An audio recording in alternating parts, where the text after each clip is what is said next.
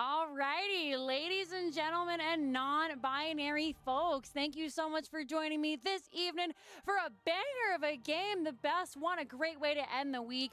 We have got Team Exodia versus Team Alexander. I think actually it's flipped around on the front hand side, but you know, those are the teams playing tonight. I'm Jinxie Cat. I will be your host this evening. I hope you all are having a wonderful week. I hope you have a fantastic weekend. We're going to get in, play some Heroes of the Storm. This is, if I'm not mistaken, the very last match to be played before playoffs. So, a lot at stake here. There was a humongous upset last week. If you guys don't know anything about that, I highly recommend that you check out the VODs. It was a game casted by Tetra last week. That's all I'm going to say, so I don't give anything away. But it was very, very exciting. There's a lot happening. And from then on, we will move into, like I said, the playoffs. So only the top 6 teams will be moving on to the playoffs, of course. And then from there, we will find out who is going to be our Storm Division Season 1 champions. Looks like we're just waiting for one more player right now. So you guys are going to do the really fun job with me as we head over to our maps. We are going to update them together because the teams have just now given them to me.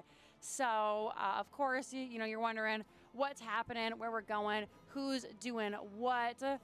And we are going to do that right now. So we're just waiting. It looks like it's probably another VPN issue on the side of Team Alexander. So we should have Hyde just in here momentarily. While we're doing that, though, let's go ahead and bring it on over here. Braxis and Dragonshire were banned out from the side of Team Alexander, while the members of Team Exodia got rid of Hanamura and Volskaya. So let's go ahead and get those all put up here. There's that update for you. The very first map that we are going to is Battlefield of Eternity. This is one of my personal favorite maps. I think there's a lot of places where individual teams can shine, and then of course where the 4-man can shine, the off lane plays a humongous role. It's one of those things where everything comes together. You know, you have to have the whole team working in tandem or things kind of fall apart, as is the way with 2-lane maps typically. As we get this all up to date, there we go. They can be really, really snowbally, so you have to make sure, you know, everyone is on their A game, and I can't think of 2 better teams to be on their A game on Battlefield of Eternity besides Team Alexander and Team Exodia. So, again, just waiting on Hyde. See if there's anything. Oh, we actually haven't heard anything from the side of Team Alexander. They said got him for a second. I don't see that Hyde has joined the lobby quite yet, but they should be in momentarily, and then we will go ahead and get started. I decided to bring it over here for us just because I know after a while listening to my crummy taste in music and watching those sparkles can get a little bit boring. So you to hang out with me while we wait, and then we can all complain together about the fact that we're a little bit behind schedule, but you know what? That is totally all right. Again, last game of the season. I know there's a lot on the line for these guys. Whoever wins will be dubbed the #1 team in the series. So getting that #1 seed, which can be incredibly beneficial, because if I remember correctly, there is no coin toss going forward. It's just highest seed gets to opt whether they want first pick or map pick. So being able to come in with a boost like that can be huge for players. Everybody has been doing a rockin' good time so far. And I think we're all a little bit excited that 2 of the members of Team Exodia were actually drafted to be on CCL. So Red Robot and Nasmus, big congratulations to them. I'm going to bring it back over to me for just a moment while we're waiting for these guys and remind everybody that this is all not possible without NGS, the Nexus gaming series. You can !Patreon in chat to learn a little bit more about how you can support them for as little as $1 a month. that goes to them. And I mean, it's not a for-profit organization, as we always say. Everything, it's for the players, by the players. Everything you put in gets dumped right back out here, making sure that we have the volunteers that we need. We have the casters, the players, make sure that, we got sweet logos. Everybody gets what they need. It just makes everything look really nice and to have a really solid season. There we are. Lockdown is saying that there is a VPN issue and we should be on momentarily. Guys on the side of Exodia are like, hey, it's good, no problem. It's a little bit rough, and I don't know what time it is in Korea, but I know it's 2 a.m. here. So yeah, big props to these guys for showing up to play in a North American tournament. I know that can get kind of crazy, especially with the ping and everything. We always talk about how Team Alexander does so well, despite the fact that they're on 400 ping or whatever, something insane. The reason that they don't play Ana, because it's really hard to hit people when, you've got a 2 or 3 second delay, sometimes longer. Sometimes you get lucky and it's short. I know that some of our European players always talk about, even being on 120 ping, that 1 second really makes the difference. And thank you so much, Eric with the K, for posting all of that information in there. So yeah, if you guys would like to support the players directly, !Match Arena right there. Okay, so they're just waking up. That's not so bad then. They're able to get up, have some breakfast, and then come play some Heroes of the Storm. But yeah, if you want to support that prize pool, you can head over to the Match Arena, donate. Remember, everything goes to the players. 100% of your donations are going to these guys who are playing. All right, looks like we're all good to go. So I'm going to let them know that I am ready and we will be all set.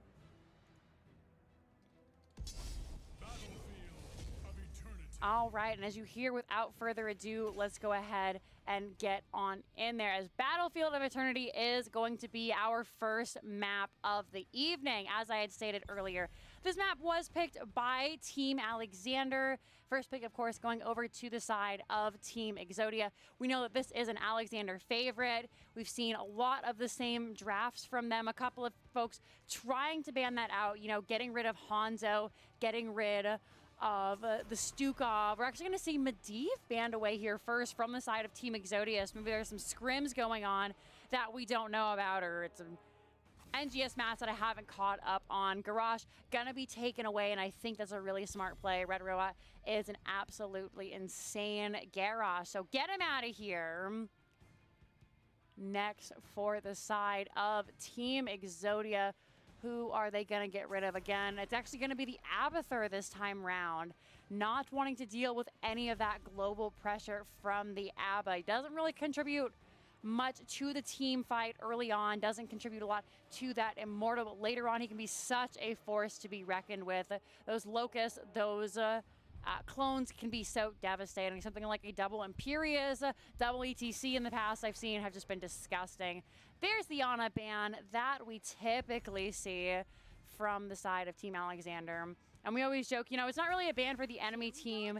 It's a ban for themselves just because it is so difficult for them. Chromie going to be the first person locked in here. Still such a strong hero. And that is going to be picked up by Cookie Man.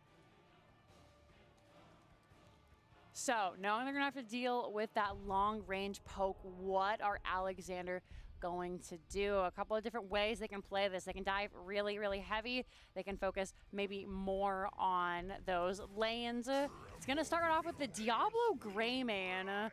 Gondar on that Greymane, of course, and then Spell going to be your Diablo. That's a really solid... That screams to me a dive. They want to go in, they want to pick off that Chromie, and then anyone else who's on their team. Also makes sense for that Garrosh ban, because Garrosh into Diablo is a really favored matchup for Garrosh. Every time you try to go in, you just get flipped into Oblivion, and then you die with only the right click to get you out. We're going to see Cassia Gazlo coming out from Exodia here, and this is looking like such a solid draft from them. Nasmus on that Gazlo, and then of course Kevin gonna be on the Cassia.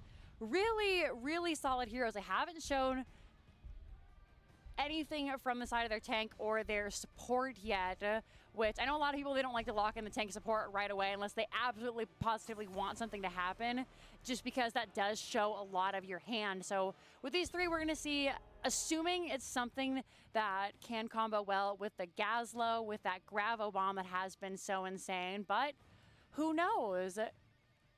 With the BOE Immortal being a monster, we could even see, you know, that Robo Goblin. He does do extra damage to them, especially if they go the big Game Hunter level 1. Gonna see ETC banned away here by the side of Team Alexander, and Zeratul going to be taken out by Exodia. Don't want anyone else coming in to dive in on Chromie. That's already quite a lot from Alexander there. So now the ball has been passed back over to them. What are they going to do? Can I just say I love Spells Diablo. We get to see it every so often, and has been really just a stellar player there. Stukov coming out from Hyde, that deadly Stukov that a lot of people were like, you know, just ban it, because he gets that virulent reaction at level 13, and it is a game changer. He doesn't want anything to do with that. He gets you caught in that lurking arm. You're rooted, you're silenced. You're like, well, this sucks. I hope you have an Anduin on your team and your Anduin isn't caught in there with you, because that's just the kind of player that Hyde is. Nacho Jin going to go for the mouth AL. Red Robot is opting for that variant here, and then Hot's finishing it out with the Kerosene. This is a little bit divey from them as well. Varian going in with a taunt. Of course, if you find somebody like Diablo, we could go for a 7-sided strike, have Kerosene chunk down that front line and really abuse it. I think that is solid from both players. They put a lot of thought in this draft, you can tell. There's a lot of different ways they can do this. And Lockdown grabbing the Deathwing despite seeing the Kerosene on the other side, kind of forcing that 7-sided strike, which means any kind of blow up onto any other member is going to be super permanent. Mirage, thank you very much for your subscription with Twitch Prime. I really appreciate that. Welcome to the NGS family, and thank you so much. Alrighty there. I am going to just bring it back over to me for 1 second while we finish out updating our... There we go. Finish updating our Soothsayer, so we can have those cool pop-ups at the start of the game. So looking at these, Team Exodia has been looking really solid so far. They haven't dropped a game since they have played VGM, if I remember correctly, and that's another really high priority, really strong team that a couple of people were saying, you know, they're going to do really well. Heroes are loading in fairly quickly, and it's to be expected. They've all got those supercomputers at home. So without further ado, let's go ahead and get on into this. Game number 1 in our best of 5 series. It says best of 3. Let me change that super quickly. So we hop in here. The battle begins in 10 seconds. Alrighty, and a player pause coming out right out the game. So as quickly as we cometh, we goeth. Going to bring it back over here. Kevin says, sorry, cat on fire. Oh no, I hope they're okay. Oh no. And I'm an observer, so I can't even type to them. Okay, Hyde is going to reboot now as well, so it'll be just a little bit longer until we can get in there. Sorry, folks. He's going to go ahead and reboot. Stukov has left the game, so it sounds like Nasmus is going to go put out his cat. Or sorry, Kevin is going to go put out his cat, and Hyde is going to reboot the game. I really wish that I was a referee right now so I could ask, like, what is going on? They've even got, you know, the little fire kitty fire emojis going on there.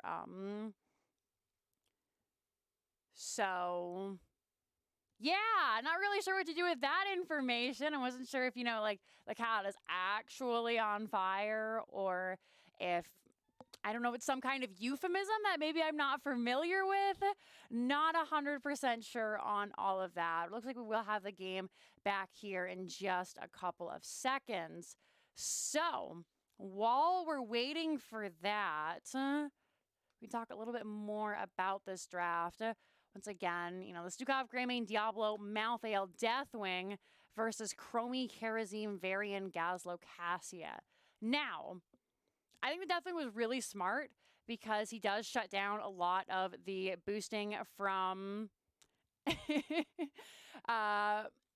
from the Varian Gazlo combo, because the big thing, you know, they can do is they can taunt, throw the Gazlo turret underneath it. It's a 1 second cooldown before it goes off, and then you're really stunned there. Deathwing throws a really big bone in that, makes it difficult for them to get that off. Anytime the Gravo Bomb comes out, he can come in, he can stand in the middle of it, not take the CC because he is permanently unstoppable, and then even counter with like a Bellowing Roar. So as soon as that combo connects, even if they hit all 4 other members of the team, they're stunned. You drop the Bellowing Roar right as it goes out. The rest of the team is feared away. They don't get a whole lot of damage off of that. See Eric with the not a C saying Kevin has a Litten at home. Okay, looks like they're remaking, so I have to leave as well. This is going swimmingly. Excellent, excellent. Looks like some of the players, again, are just having a couple of issues there. Hopefully we'll be back in just a moment. And the way that everybody has been like so casual about like the cat's just on fire, I feel like, am I missing something? Hi Dark Ropo, how are you? Haven't been following HOTS in a while. Where is Toby? I wish I could tell you, my friend. Honestly, I have no idea. Hopefully out there somewhere living their best life. I'm gonna let them know that I am ready, and then we should be able to hop into the game. So yeah, back to my previous question. Does this just happen often? I mean, I know I had a friend once who their cat rubbed up against a lit candle, and then they had to catch the cat and put it out.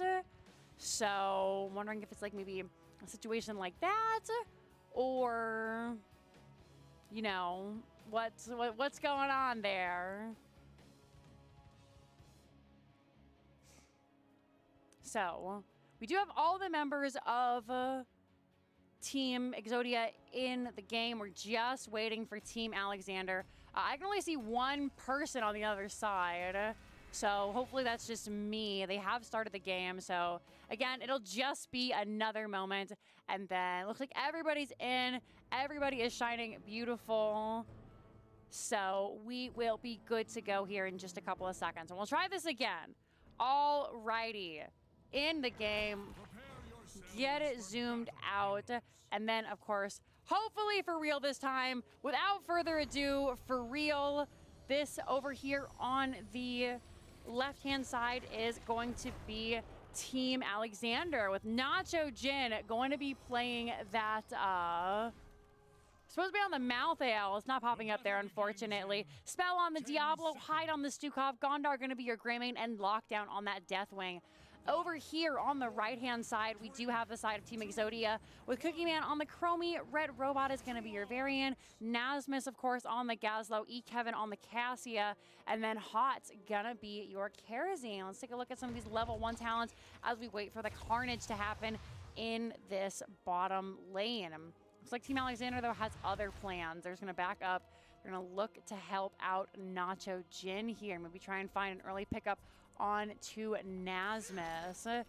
Just gonna clear the wave. Nobody has been seen from the side of Alexander. You can see Varian has rotated down as well. They're gonna harass Nacho Jin a little bit, who's actually taking quite a bit of damage. The team is racing back to come help him, but he is gonna lose 50% of his health right out the gate. Here comes Lockdown, who is chasing onto Red Robot. And who said Varian isn't a real boy until level 4? Quite a bit of damage done on to Nacho Jin there. However, Cookie Man taking quite a bit of damage themselves. Hyde getting low, Gondar getting low, Spell getting low. Lockdown staying perfectly healthy. Ooh, very close. Are going to find a little bit of a tickle onto that Dragon. We have opted for that Dragon Soul level 1 though, so as long as he stays with those armor plates, we should be able to just continuously have the health coming back up. Moving in, Team Alexander has an early start on this camp. They are going to cap it relatively quickly. Gondar going to take a little bit of a punch in there from Hots. Of course, Karazim doesn't really come online until level 7 when they can get that third dash spell.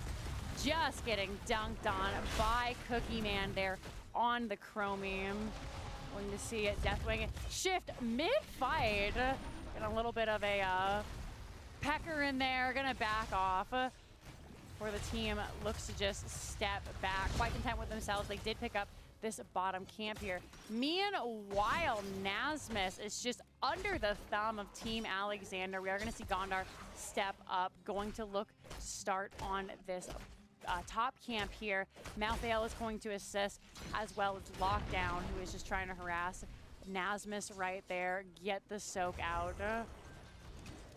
Camp will be stolen away. Level 4 picked up already from the side of Alexander here. You can see their talent over there on the side or down here on the bottom. We're going to see a stun come out on the red robot, but nobody follows up there. The team just looking to get these camps, try and find as much soak as they can, get that early level lead, get the Deathwing thickened up as much as you can, get some of these heroes what they need. Chromie going to start on this Bruiser camp by herself, taking quite a bit of damage. Cookie Man being poked out, doesn't want the camp to reset. All that hard work and health for naught. Finally, are going to see the team showing up to help them. Lockdown's going to come in, take a peek here with that stun, finds 2 members, drops the slow. Cookie Man getting very, very low, but is going to back off without further punishment. Up here, are going to see, again, more fighting break out underneath the Immortal of Team Exodia. They're going to get the taunt onto Gondar. The stun does not connect. The Immortal pushes him back a little bit further. Lots of damage onto Alexander. That is going to be Red Robot, who is looking quite low. Gondar chasing him down. The parry will save his life. Gondar really, really aggressive. This is the most aggressive I've seen him so early. Usually we see, you know, really passive play. Ready to have a little fun? Thank you very much, Gloomchew, for the follow. Welcome to NGS. Big race coming out, but Alexander has this easily in the bag. Going to kit it down before halftime is even hit. Big stun comes out onto Spell. Follow up from Chromie. The team isn't quite there yet. Lockdown actually very low. Falls to Hots. His first blood goes over to the side of Exodia. Hyde being chased down now, and there's no way poor Stukov gets away. Cassia is going to be traded out in the bottom here. And now Nacho Jin looking for Chromie. The dash from Hots. There's going to be the taunt coming out. 17 health. Hots will find their doom there before Gondar's spell. And Nacho Jin to make it out alive. Nobody has checked this bottom corner, and as such, he is just going to escape. Is Karazim, who's a big chunk of the damage. Just being able to get in there and push and dash out safely. You gotta go down.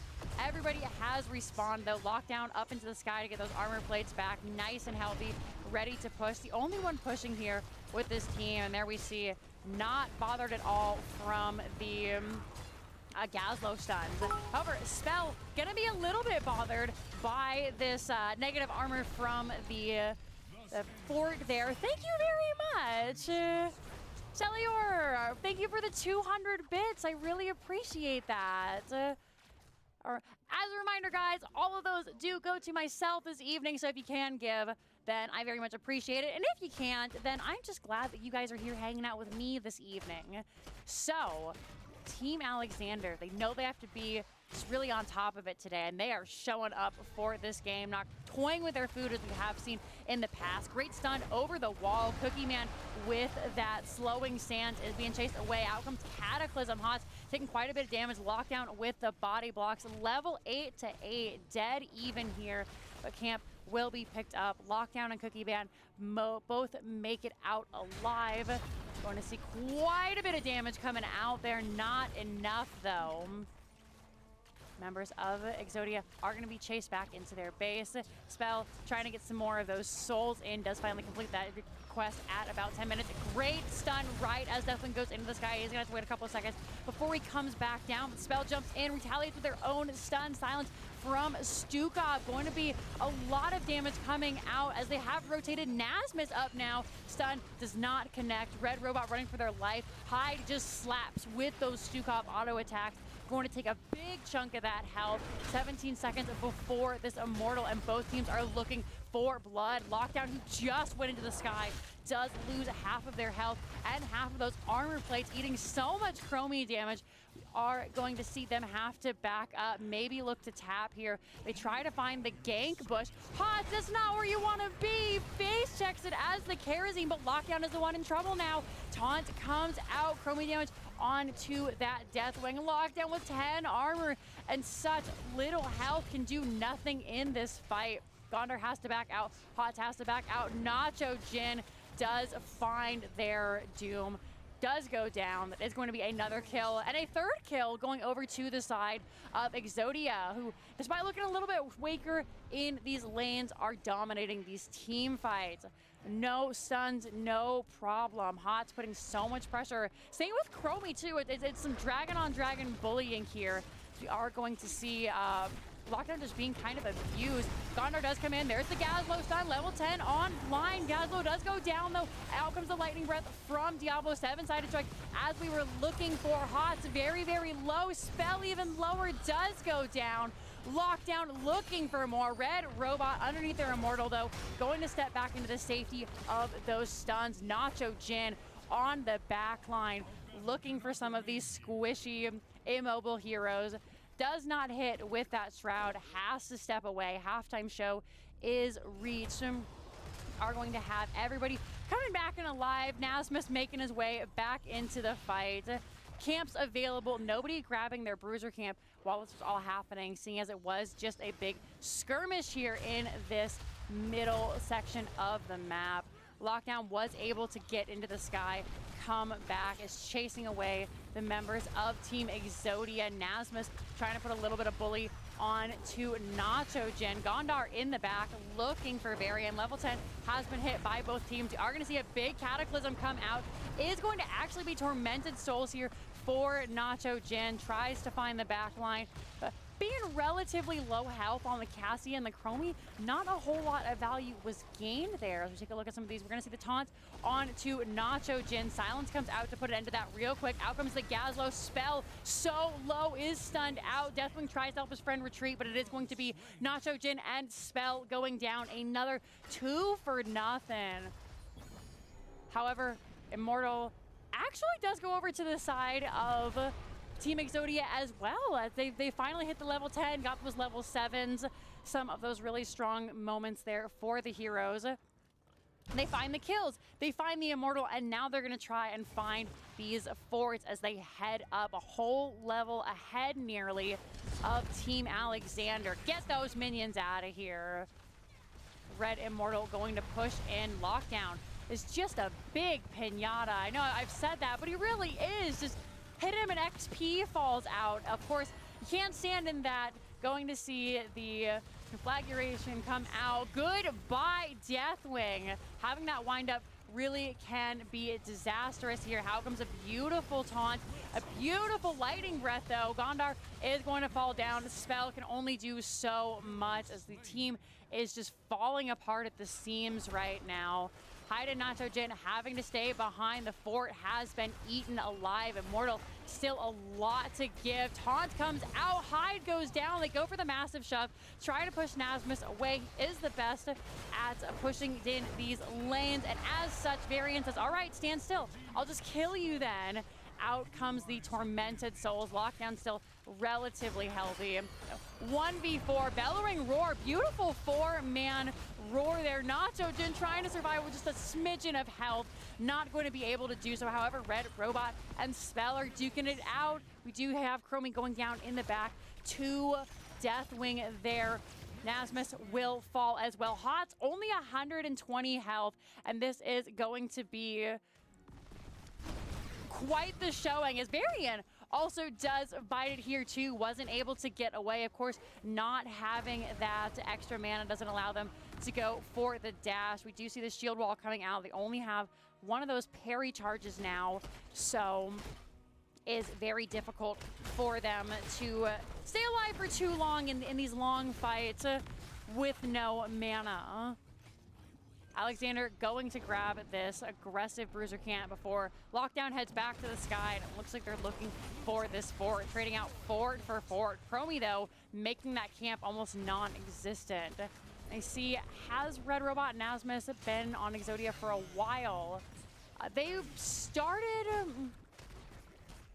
Leon Black probably knows a little bit more than I do, but I do know that they have been on the Storm Division team for the last couple of months, you know, since about July now, I believe. We're going to see a reverse push coming out here from Exodia down in the bottom, seeing as there's quite a bit going on in the top. They did lose their forts. Immortal spawning in 4 seconds.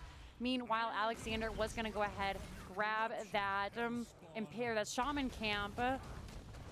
Setup is great for Team Exodia. They're able to step up, getting quite a bit of damage onto this Immortal. Lockdown going to clear in the Chromie trap. That is the only CC that does affect him. Uses the Cataclysm just to get a little bit of a boost. Taunt comes out, and we're fighting everywhere on the map. Stukov is stunned by that Gravo Bomb. Of course, a spell is unstoppable. Cassia will fall. Greymane is going for blood. You hear the sound of that double go for the throat. The reset was achieved, and he has used it again. Did not find that second kill, though. Nasmus is full of poison. Nacho Jin making sure he goes down. It's going to be 3 members of Exodia falling here. Big race coming down. Halftime show was picked up in favor of Team Alexander. It's just Chromie and Varian around now. However, we do look, gonna have a taunt come out, and that is gonna be Stukov going down. I was going to say, if something like that occurs, Chromie and Varian can finish that very easily. We do see Alexander looking low. Lockdown only having 20 armor plates here, and that is going to be a great time trap. Something that Lockdown was trying to get rid of, did decide they needed their team. They needed to go to their team a little bit sooner, and he does fall. Bottom fort will be taken during that time, as this camp was pushing the entire time that fight was going on. That 3-man death does not help at all. 16-16 for both teams, and what an explosive game number 1. Dead even. Immortal was picked up by members of Alexander here, who are looking to push in. They don't have Deathwing for another second. He can fly, so having that global does mean the members of Team Exodia are going to have to play a little bit more carefully. However, you wouldn't know it. This Immortal gets next to no value. 1 keep tower is going to go down. A little bit of a, hey, knock that off from Lockdown. Drops the single meteor. But overall, it was just to make sure that nobody died. Oh, poor Hyde. So nice. You got to do it twice. Out comes the stall from Chromie. Great medallion by Hyde, though. Lockdown taking quite a bit of damage. Uses the Bell Ring Roar. Going to find Cassia there, who does end up going down. Haunts is very low. Great taunt. Gazlo going to be the next. Nasmus not able to get out of that tight choke point where Deathwing really excels. Gondar, though, actually going to be the one that picks up the kill. He is going to be chased down by Red Robot. He's got 300 health, and Nacho Jin wants it. He's on top of him. Hyde is chasing it down. Great slow. Looking for the lurking arm. Gonna have the taunt come out. You don't want him to taunt you. That is, yeah, Varian. Gonna be a little bit of a staggered death there. 20-second difference. Pot's gonna jump on Nacho Jin, though. Let's take a look at this Kerosene build. This is just full DPS Kerosene, as we see quite regularly from Hot, opting for that Quicksilver, which is the movement speed, and then, of course, the Way of the 100 Fist. So anytime you dash to an enemy, you get a little bit extra damage coming out there. So not 100%. We do have the Blazing Fist from Kerosene, so he didn't even opt for that third dash. Just went for that Deadly Reach increase on the duration there. And he really, really just wants to bully Lockdown out of lane, make it really hard for them to be able to get in and try and fight in these team fights. And he's done a phenomenal job. How did Exodia get the 3 best heroes in the game? That's a really good question, Noah. Something we were talking about in draft, is it is a really big pick from them there. Alexander, they have a plan. Lockdown does fly into the sky. This is going to be a little bit of a 4v5 here as we wait for them to return. Spell getting the hell out of dodge. Don't want anything to do with the side of Exodia here. They are jumping in. They want to fight over this camp. Lockdown going to come back down. Had to get those plates. Is finally back, and now we see Exodia backing off a little bit, proceeding with a little more caution. They don't want to get killed out because time and time again, Alexander has shown that they're down, but they're certainly not out, and they will kill you, especially in this middle field. This has just kind of been like the trench here.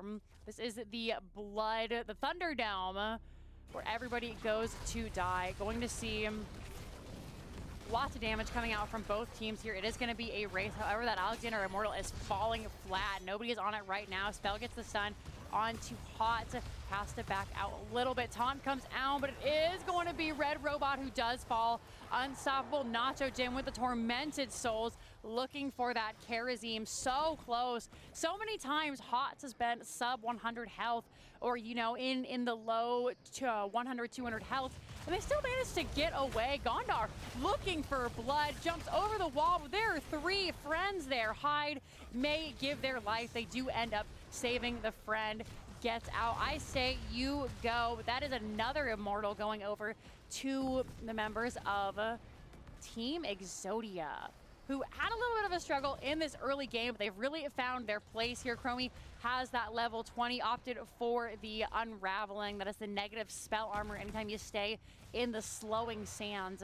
And it has really been doing work. The poor front line of Team Alexander, they've really just been bullied to death here. We'll take a look at the KDA. As you can see, 3 deaths for Deathwing, 4 for Diablo, 4 for Stukov, and this all melee team into the Chromie. It was a first pick.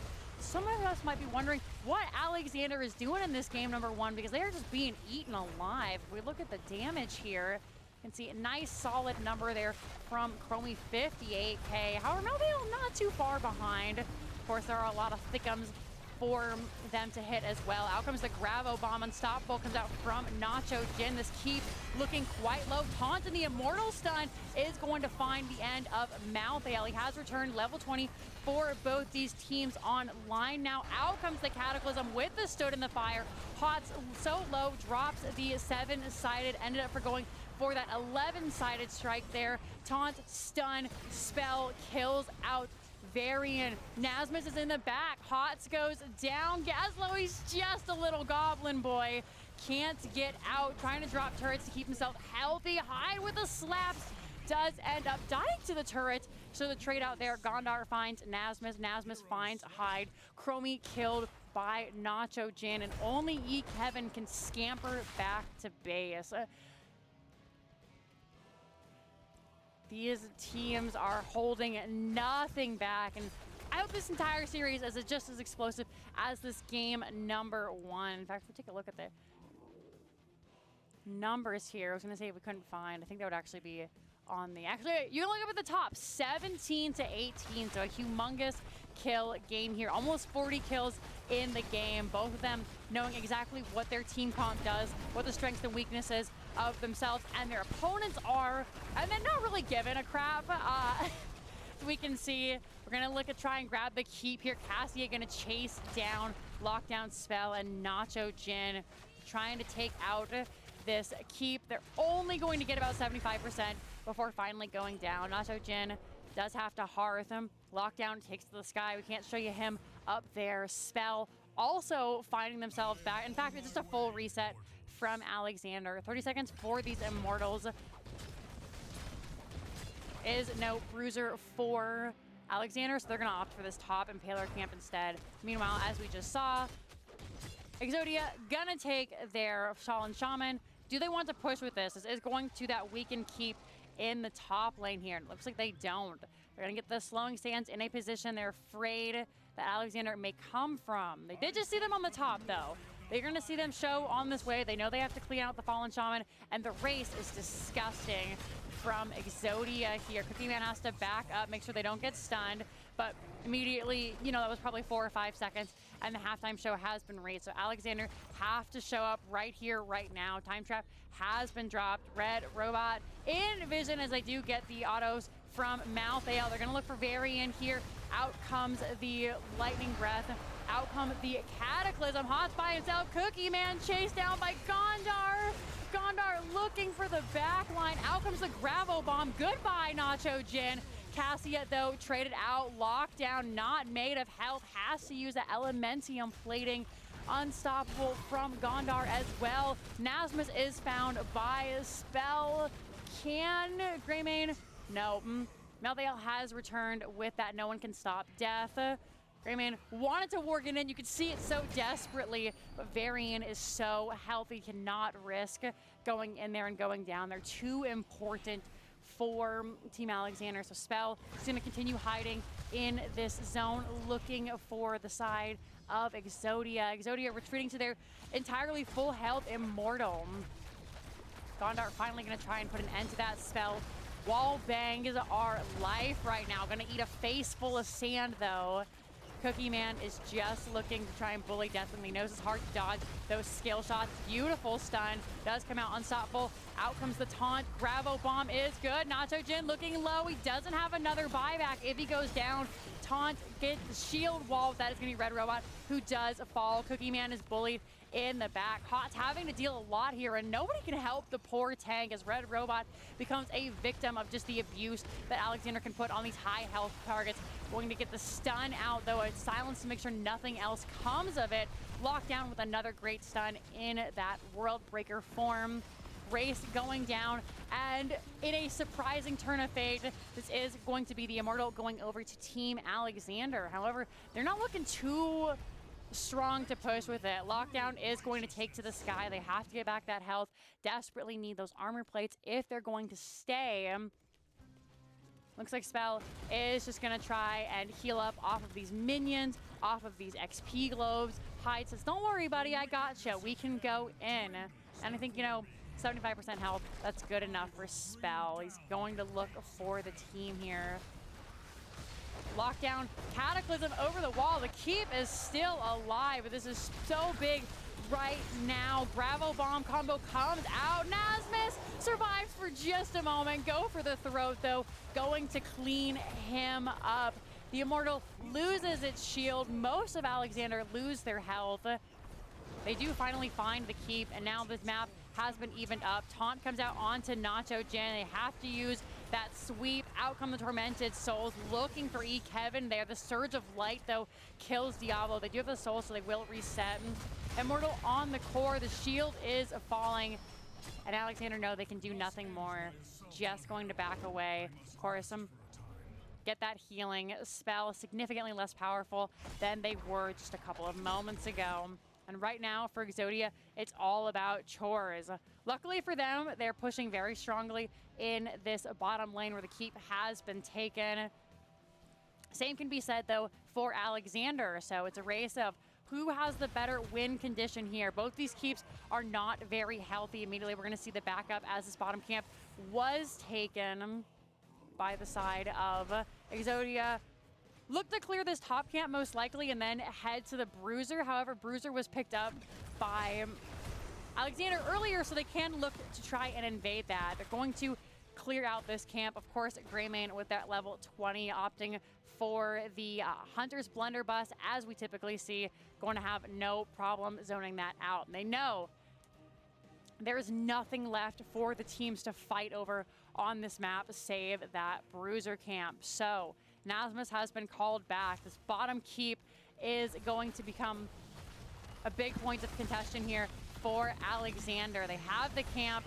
The dogs have been summoned. The dogs have been shut down by a single Chromie Sandblast. Oh my. The problem here from Team Alexander is they are 5 melee heroes, so they can't really push into Cassia Chromie well. In fact, they're just kind of getting dunked on. Out comes the Cataclysm. Nobody told Lockdown he can't go in there. They're going to look for a fight here. Great Gravo Bomb. Diablo has to use the Unstoppable from their ultimate to get away. Lockdown may have bitten off more than they can chew as they do fall there. Many medallions used by the side of Team Alexander, and what a disastrous play for them. Nacho Jin does get harassed by Cassia, pushed away, beautiful massive shove. That is going to be the end of Malthael, though. Does he have the buyback? He does. Malthael has returned. So best case scenario for Team Alexander is it's a 4v5. They don't have the Deathwing for another 40 seconds. Really pushing that may have just cost them the game. We've already seen the beautiful race from Exodia here. Most of it Immortal going down. They're going to step back, try and find somebody else. They know Nacho has an extended death timer if they can find him. So what a prize. He's surrounded by 5 members, and there is no time to react. There is only death. 78 seconds, another staggered death. Gondar by himself. We do have the demoralizing shout come out from Red Robot there. Run, Wolf Boy, run! Eyes in the Dark gonna buy him a little bit of time. Spray comes out. Can he get away? Unstoppable? No, he cannot. Spell races to the edge, tries to help his teammate, but in the end, just a little bit too late. It is just Diablo here now. And if he looks to defend, that's scary. That's incredibly scary. He's going to look to try and help out Hyde, but another taunt, another demoralizing shout, another staggered death, another 62 seconds until the members of Team Alexander are going to be together all again. Lockdown and Spell looking for Nasmus here, but they might have just lost themselves the game. Kerosene before Deathwing can even get over the wall with the Cataclysm. It is quite a long wind-up. Spell! Oh my goodness, buddy! What are you doing? Oh no! Trying to keep vision on everybody. Will try to Hearth back. Doesn't realize that they haven't Hearth. Looks like they were interrupted. Stun comes out, connects, slowing Sands. And with Diablo going down here, that may be enough for the team to end. He is surrounded. He's delaying the inevitable. It looks like it actually might even be the members of... Ooh, great Speedy Devil. Can he get out? No, there was not a chance in hell. Immortal was cleaned up, and this should potentially be GG. Nacho Jin and Gondar are going to need a miracle to try and get something here. And it looks like we're actually going to maybe see a base race, or at least trying to find the keep. We're seeing what Gondar can do. He's looking to race onto the core. He's come by himself. Malthael will go back to defend, just show. But Red Robot has anticipated it. We're going to take quite a bit of damage. That negative 40 healing will do nothing as Side comes in. Nachogen has died in the back. Meanwhile, and something needs to happen here from Alexander. They're very desperate. As you can see, more members coming back. Massive shove comes out. Gondar trying to survive for all he's worth. Varian was pushed away. The core is taking quite a bit of health. It's a base race here, but with that Immortal, it is going to just lightning fast go down, and that is going to be game number 1 going over to the side of Team Exodia. Well done. GGs are called. And as we look at the stats here, I do have to agree with Please Handle with Care, which is a phenomenal name, by the way. 20 to 30 kills, by the way, folks. A 50 kill game in a Storm League game. We're used to seeing, 2 to 5, 7 to 9, maybe 12 to 4 if it was a really one-sided match. But an incredibly even game, 20 to 30. In the end, though, you could really see what I believe was Team Alexander's undoing as they looked to push that fight on the bottom keep, not having any ranged heroes save Greymane in his human form, which doesn't have that long of a range. We'll take a look at the talents here. Did we go for Quicksilver Bullets? We did not. Oh, we did. Oh, sorry, that's level 7. My apologies. Went for the Quicksilver Bullets, so they did get that extra range increase at 7, but that was really all they had going for them. Keep, yes, it was very low. It was worth it, maybe, but I don't know if it was necessarily worth Nacho Jin diving in, diving under towers, getting that negative 20 armor, being cleaned out. Then the rest of the members of Team Alexander kind of one by one going in, trying to make something happen. And, we'll lob some of this up to ping. It's 10 a.m. They're still waking up. They're playing on like 300 ping.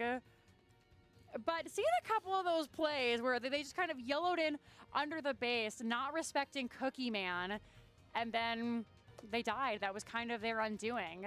I'm going to bring it back over to me for just a second before realizing that we need to update the score screen. So let's hop over to the score. I have been invited to another game, so I'm going to update this, and then I'm actually going to step away for a couple of seconds. How long was the game? The game was about 30 minutes. So this was won by the red team, and we are up 1 point on the side of Team Exodia. All right, I'm going to say... I had to deal with something real life very quickly, so I'm going to go away for just a couple of seconds, guys, while I fix something in the home. Just checking on a noise, and I'll be right back when we get ready to go.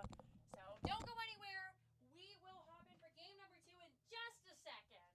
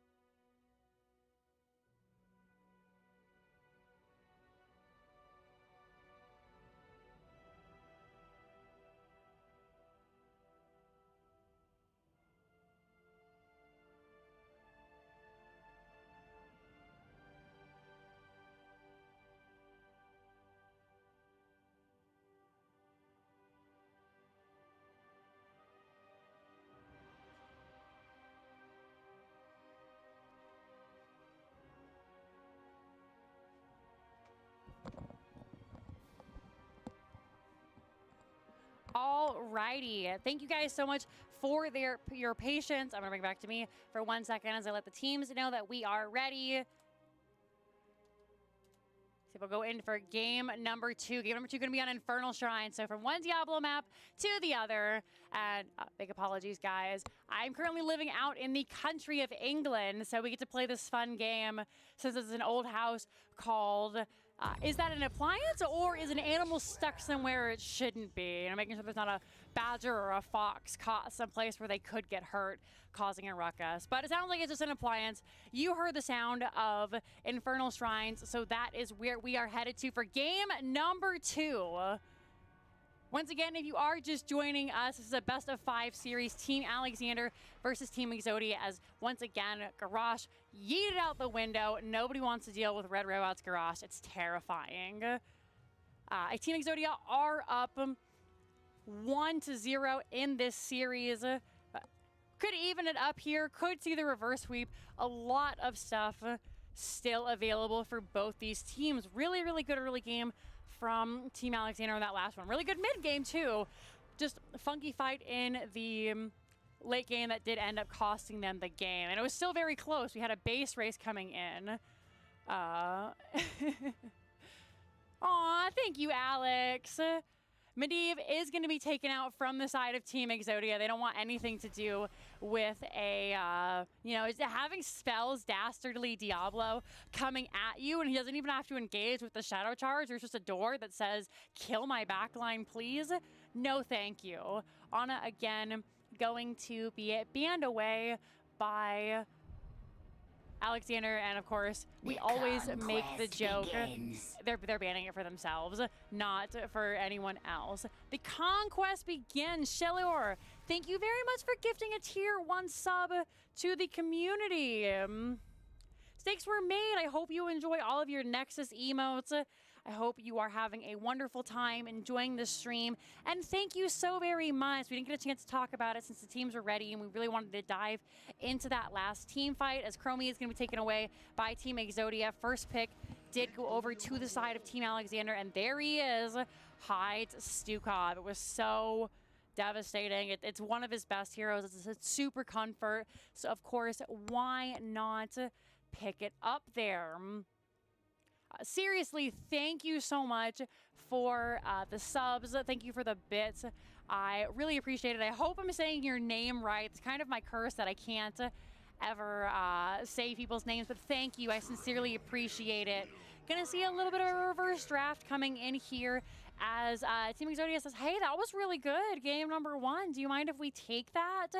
As Greymane and Diablo are going to be picked up. However, Gazlo and Cassia can now go over to the side of Team Alexander. You know what's disgusting under a Gazlo combo, like the ones we saw last game? A Stukov Silence, followed up by a Stukov Root. I mean, what do you do then? That's minimum 3.5 seconds of CC. You just kind of die. We're actually not going to see the Gazlo come out, though. Cassia, yes. Gazlo, no. As Malthael once again picked up for Nacho Jin there. Getting into these middle bands here. Now let's make sure that Nacho Jin's character shows up this time. There we go. Red robot on that Diablo. Ban from the side of Exodia going to be Uther. I like the Uther ban. I think that it's smart for a lot of reasons. It denies...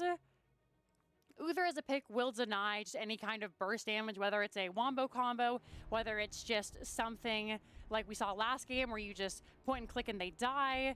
With the armor, with the divine shield, it's just really solid all around, and it's one of the best 1v1ers in the game, surprisingly, if you go the certain build. So get him out of here. Alexander going to respond with a ban onto Lucio, not allowing Greymane and Diablo to try and speed into them and catch them out of position. These quick rotations from the heroes can be so devastating, so they're just not going to let that happen. So begs the question, which supports are we going to see? Support already locked in from Alexander, of course, unless, you know, they're going to do something really spicy, but it looks like it's going to be Brightwing Blaze coming out here. No Gazlo so far. Both offlane have been picked up, so unless it's a 4-man Gazlo played by someone else, we're not going to see him played most likely this game. All right, let's update this. Greymane. Who are we finishing out with for Team Alexander? It's going to be ETC for Spell.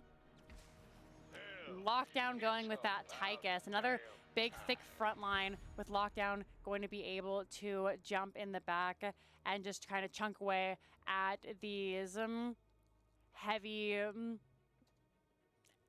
hitters, thick health points, whatever you want to call them, from the side of Team Exodia here. Both Blaze and Diablo will suffer from this, and Tychus, the age-old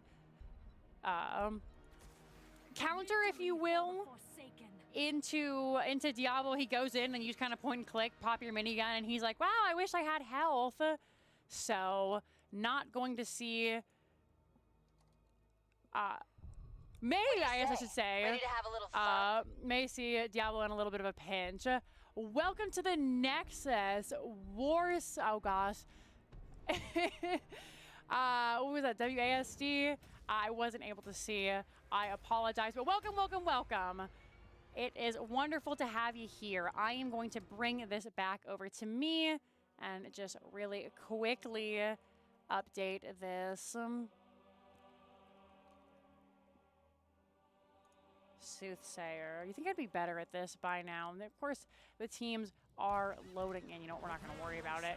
All right.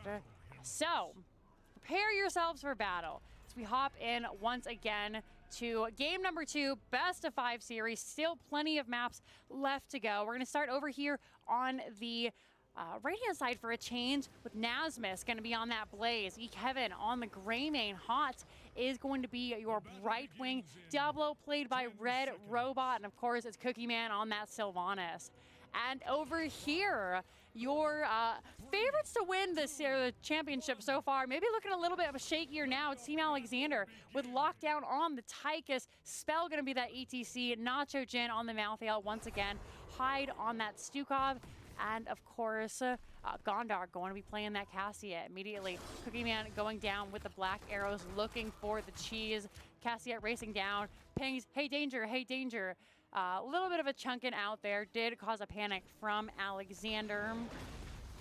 Gonna see a little bit of a skirmish break out here. Red Robot pushes, gets the stun off. Slide did come out already, and that is gonna be first blood going over to the side of Team Alexander. Is Cassia in a little bit of a rough spot. Sylvanas does go down, though. Gondar able to get that finishing kill. And let's zoom on a little bit more, as these guys seem to like to fight all over the map. Blaze looking for any rotation, going to try and slow down Nacho Jin. Will succeed, finds the stun. I'm just trying to make sure that as much soak is missed as possible. And there you have it. 3 minion orbs have been missed out on. As Nitrogen has to step back for mana. He spent a lot trying to get to the lane. Nasmus knows exactly what he's doing. He's just gonna bully. Oh goodness, down on the bottom though, Brightwing is gonna be cleaned up by Tychus. The 4-man looking so good here from Alexander. They're gonna look to grab this bottom camp first, try and go for the offensive one while the support is dead. Of course, it is Brightwing, so she will be able to teleport back in. Meanwhile, we're gonna see Kevin try to grab this camp, actually very low, did start it a little bit low, so not going to be able to grab it by themselves. Immediately as that bottom camp was taken, he knows that there could potentially be an evade, so just backs off, lets the camp reset. Lockdown and Gondar chunking away at this bottom gate, wasting no time getting value in. Out comes the heal from Brightwing. Level 4 picked up from Alexander just a smidgen earlier. Big stun from Red Robot, and there it is. Tychus chunking with a polymorph. Lockdown. Did you bite off more than you can chew? Oh goodness, Sylvanas goes down in the middle lane. And there we go. Alrighty, just making sure that we don't have that. Okay, we caught it this time. Diablo was killed by Stukov. Stepped out a little bit too far, got bonked. Does go down. We are 5-0. Jeez, who's died? I mean, I know they've died, but 5-0 in favor of Team Alexander in this early game. They find the early fort wall here. Gonna grab those 2 towers, of course, and a little bit of damage before hopping back in. Shrine is going to be an Arcane Punisher, and there we can see 2 deaths onto Cookie Man, 1 onto Hot, and 2 onto Red Robot. They're gonna look for Lockdown once again. They not learned their lesson. He gets low, but he doesn't fall down. Sylv does have to use the Banshees to escape. Spell in the back, taking quite a bit of a beating, but with that 20 armor is going to negate most of it. Gets healed up by Hyde. Lockdown in the same boat, 18-7. Looks like Exodia may have to, they need to think of something fast or they need to back out. It's 23-11. We are going to see Tychus go down there. Up in the top though, Oxygen and Spell duking it out. The wet noodle fight of the tanks. Another beautiful stun comes in, follow up by Nasmus. Polymorph onto Spell. He tries to get the slide out. Hyde doesn't have anything left in the tank. And 37-20. Does this go over to the side? Gondar, no. Return kills coming in. Stukov does fall. In fact, it's just Nacho Jin alive. They sacrifice the entire team for this early Punisher. 5-5, all tied up. Any experience lead that Alexander had is now gone. And I may just be a gold pleb, but I don't know if that was necessarily worth it, especially since half of the Punisher is going to be wasted in the lane, clearing minions. 27% going down, still even faster. Yeah, the Punisher gets 0 value and nearly an entire level up from the side of Team Exodia. They were able to find those kills in quick succession, of course. Bruiser Camp was taken. Alexander knowing that they can't push really with that camp, especially, I mean, you really couldn't push because everyone was dead. They are going to try and grab this bottom camp. Safe camp taken by Exodia, who look, has been locked down here. Oh no, out comes the Sahat's rotation. Is it going to be enough? Red Robot looking for Cassia. And of course, thanks to that, actually no. I thought maybe it might be the auto attack build getting that 12% from the level 1 Diablo talent, but no, we have the spell shield and then the eternal flames with the souls to the flames, allowing the quick succession of the resets of the W does allow Red Robot to live. Bottom camp is traded out, of course, as a result. Greymane going to be able to get this Bruiser camp fairly easily. Bottom lane is where Alexander seems to want to post up. Level 10 is reached first by Exodia, so they're going to try and do anything with it. And it looks like they're actually just going to clear it out. Camp going to be chased down by Gondar. With that 30 armor, they should be able to do it quick enough. Spell coming to help. The invade is nigh, though. For a moment. before Red Robot decides, maybe we shouldn't go in there. And no level 10 advantage has been taken. Here they are, so you guys can take a look at these talents. Anything spicy coming out. This time we do have Hyde going for the flailing swipes as opposed to the massive shove. So looking to hit everybody, which makes a lot of sense. There's so much dive from the side of Exodia. Even Brightwing with the blink heal has a little bit of dive. Nacho Jin gonna be ganked, stunned, cursed bullet, no time to react. Goodbye, Malthael. That is another kill on the board. Members of Alexander have rotated out, though. I think maybe they can look for something. Have the mosh pit. And that's the Brightwing poly down. So there will be no teleport if anybody does get low. Kevin looking for Cassia here. Diablo looking for Cassia. Red Robot showing us why they deserve to make the big money. Tries to find some members though. Slide comes out. No mosh pit yet. Poly comes out.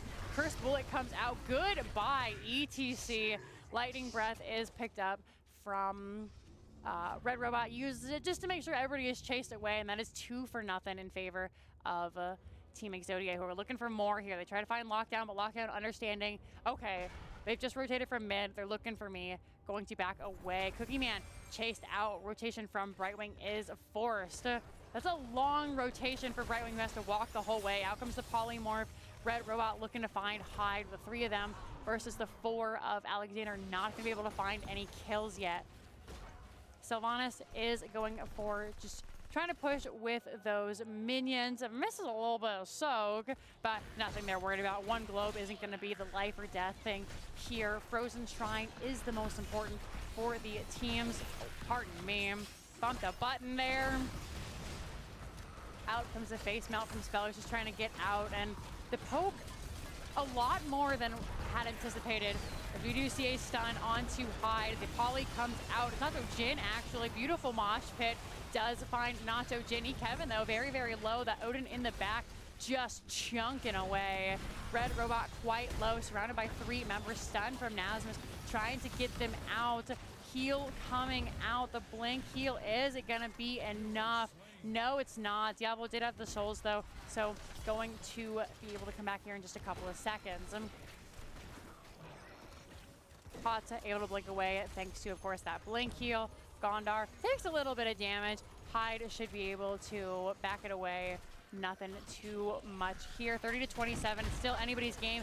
As we realize, Filling Swipes does come out. Red Robot is back. Great Unstoppable by Hyde. Gets the Swift out. Out comes the Lightning Breath. Is it going to be enough? No, it ends up being Red Robot who does go down. Alexander finds the Frozen Punisher. Nasmus in the back, still surrounded by everybody, is going to die as well. Spell, though, is very, very low. Sylvanas had to use the Banshees. Did hear them scream out there. Gondar wants more. Not going to be able to find it. Going to finally, with no members of the team being down, going to send Nacho Jin up to the top lane. Down here in the middle, we see John Cena pushing with the 4-man. Of course, shutting off that punish, that fort does end up just giving that over. First fort going over to Team Alexander. Lockdown taking a little bit of pokey poke from these towers. Do see John jump over the wall. Nobody can follow him, though, so Red Robot gets out relatively unscathed. Weird rotation there by just, Blizzard physics from Nasmus to try to get the stun. Nice flailing swipe. Cursed Bullet came out. Red Robot did try to find Gondar. Unable to do so. And now, with the happiness of having the first fort, looks like camps are going to be picked up. Same thing goes for Exodia. They have to stay in this 14-14. Teams are even. I see what's ETC 7? ETC 7 is that Echo Pedal, so that damage. Another fight breaking out here. These teams are non-stop fight. Wailing Arrow comes out. Red Robot trying to get away and is going to be able to do so. Camp will not be invaded, and we're just going to see quick clear. Gets no value as Alexander just cleans that up fairly quickly. Malthael rotating back up, tries to catch that wave. Nasmus tries to dismount, unable to do so. And he gets the soak. Oh, he misses one, but still, relatively good.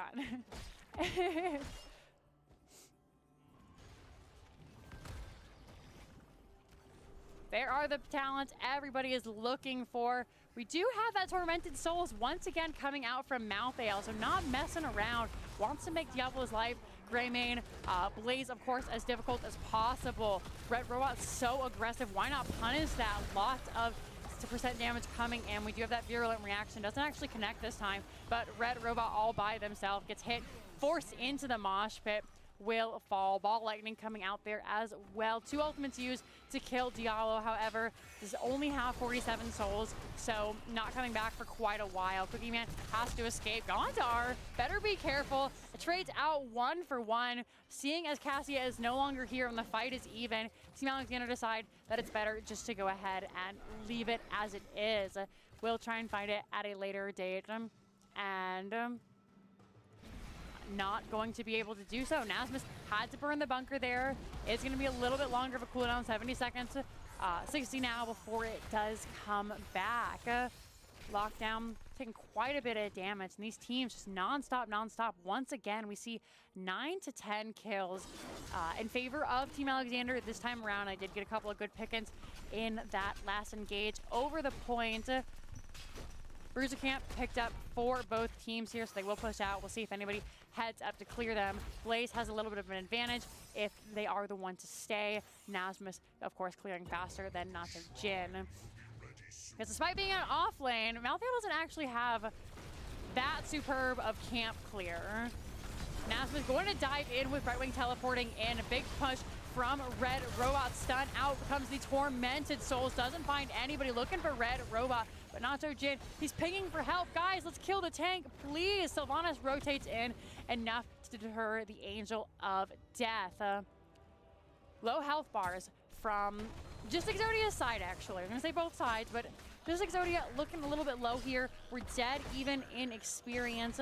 Early start from the side of Team Alexander. This is a Mortar Punisher, so not the worst one to give over, but of course, still nothing you want to give away for free. Cookie Man and Gondar dueling it out. Gondar very forward, though. Flailing Swipes does not connect onto anybody there.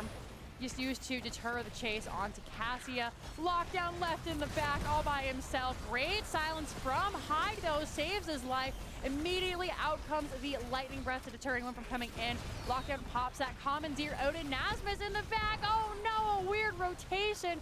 Has to drop the bunker. Red Robot is being chunked out. Tormented Souls is up again. They're looking, but the Blink heal saving the tank's life. Nasmus deciding that due to the way the lanes have been set up, they have to get this Bruiser Camp, have to clear it away, and as such, the Mortar Punisher does go over to the side of Alexander, who are finally, after many deaths, trying to grab this fort. They get it. 98% left on the Punisher, and now Exodia have a little bit of a pickle here, what they have to decide on. Nacho Jin staying in the mid lane, and I was going to say both lanes being pushed, both keeps being pushed, but it actually ends up being a rotation down to bottom to help John get it out. The fort towers do go down, keep towers go down, so a little bit more experience there. Level 20 is on par for Team Alexander to hit it first. They're going to keep pushing this keep, and nice unstoppable there using that medallion. Keep does go down. First keep going over to Team Alexander. Nothing else can be gained here. 1% on the core. That's probably the best you can do with that Punisher. So great play by Team Alexander, who are going to look to try and just grab these camps. Nacho Jin having to deal with Nasmus's work up in the top lane. We'll push that away.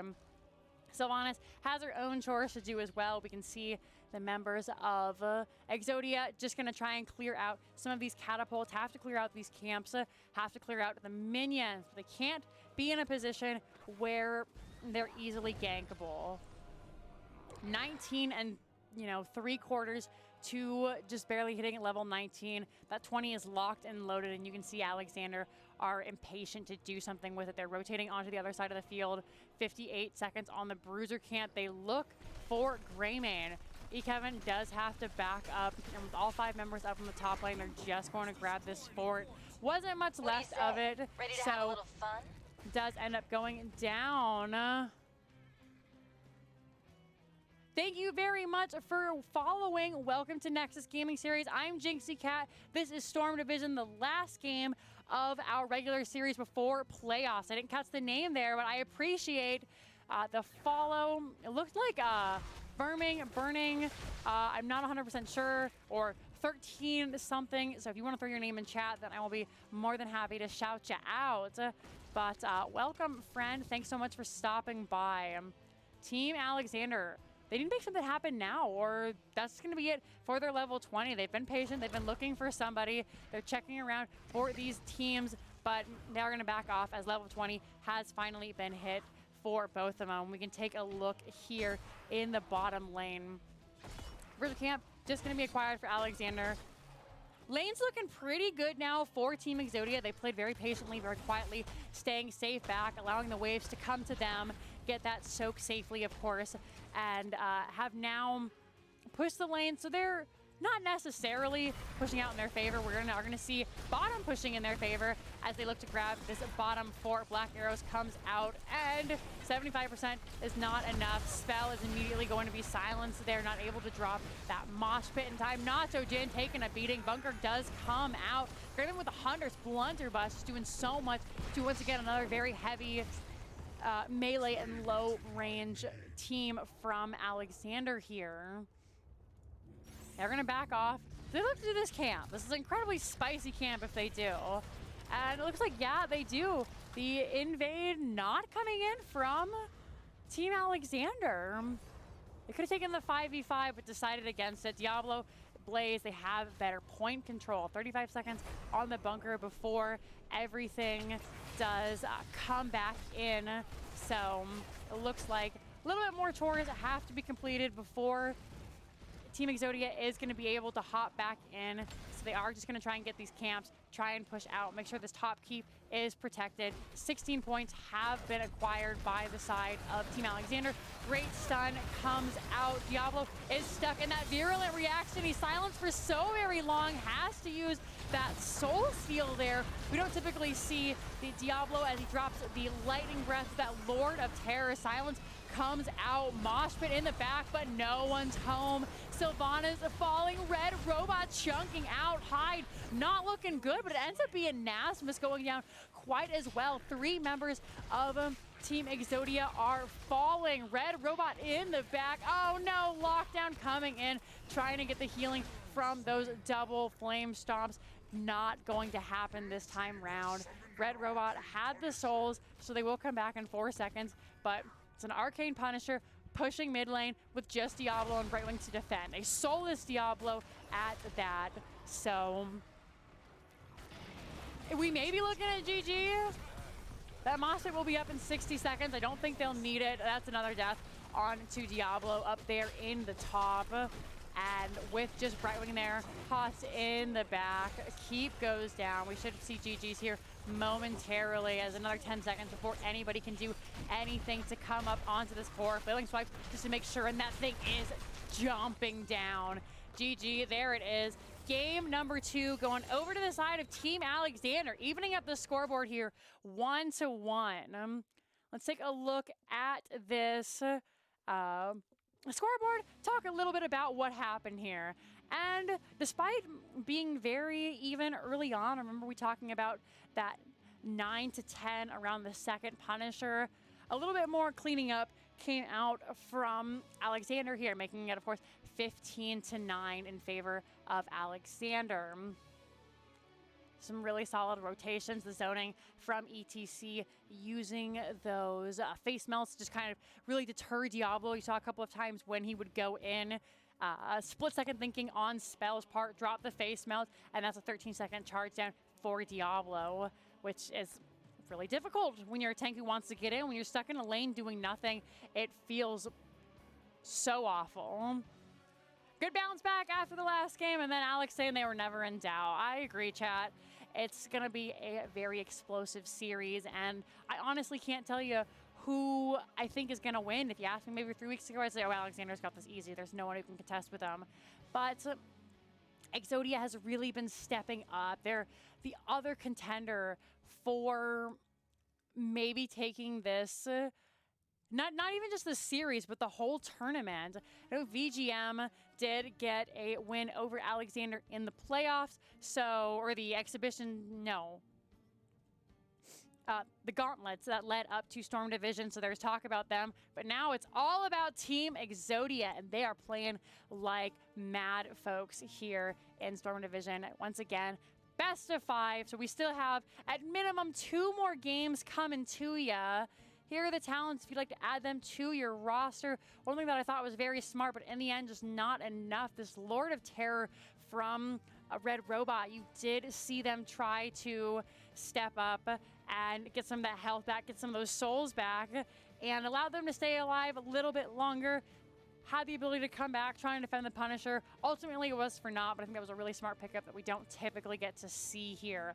Otherwise, the No One Can Stop Death, of course, for Nacho Jin, who stopped dying after about level 13. So good on you, Nacho Jin. That was a really rough match to get through. I know the last 2 have been kind of, can we bully Nacho Jin? If so, then do.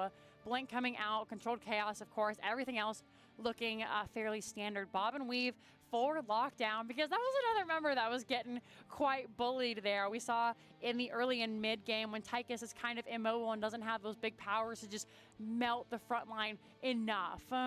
Doesn't have enough to come in and, you know, really just make it so they don't want to fight. He did get really punished. So I have been invited to the game. We'll bring it back here, update our scores. If you're just joining us, then of course, welcome, welcome, welcome. I'm Jinxie Cat. This is Nexus Gaming Series. We are in Storm Division. This is game number 3 coming up here in our best of 5 series. Score is 1-1. I'm updating everything as we speak. So that was Infernal Shrines picked by red and won by blue. So let's go ahead and have a little bit of an update here. As we have a spicy game number 3, since we're on the map, we may as well just go ahead and let them know that we are all good. And I'll let you guys know that we are going to Alterac Pass. First pick is going over to the side of Team Exodia. So that does mean Team Alexander has picked this game. And that sound means we are ready for game number 3. Now, excuse me for a second as I'm going to take this moment to have a drink, because holy moly.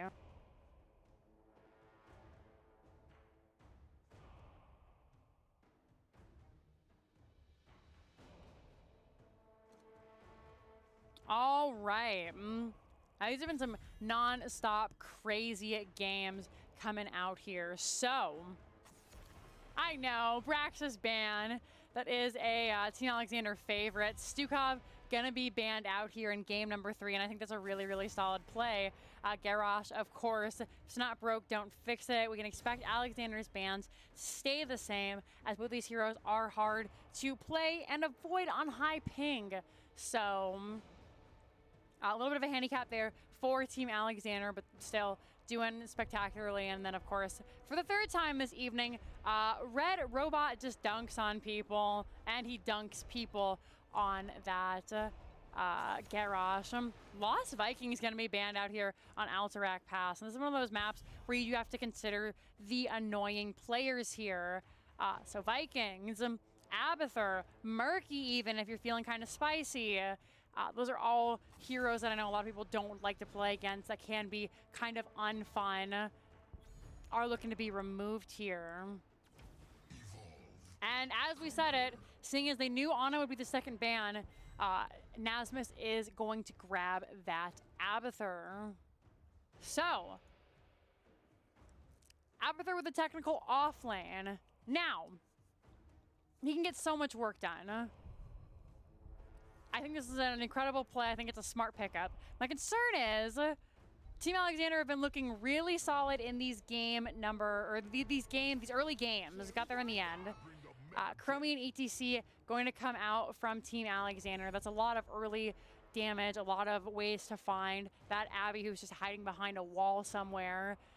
So I think that Abathur is a strong pick. It is very likely to get a lot of work done here. The early game needs to be a lot cleaner from Team Exodia if they want this to work. And they're going for the Kerosene Tracer. That's a dirty combo. Oh, man. That's a nasty combo. That is we kill you. This poor Chromie is going to have such a miserable time.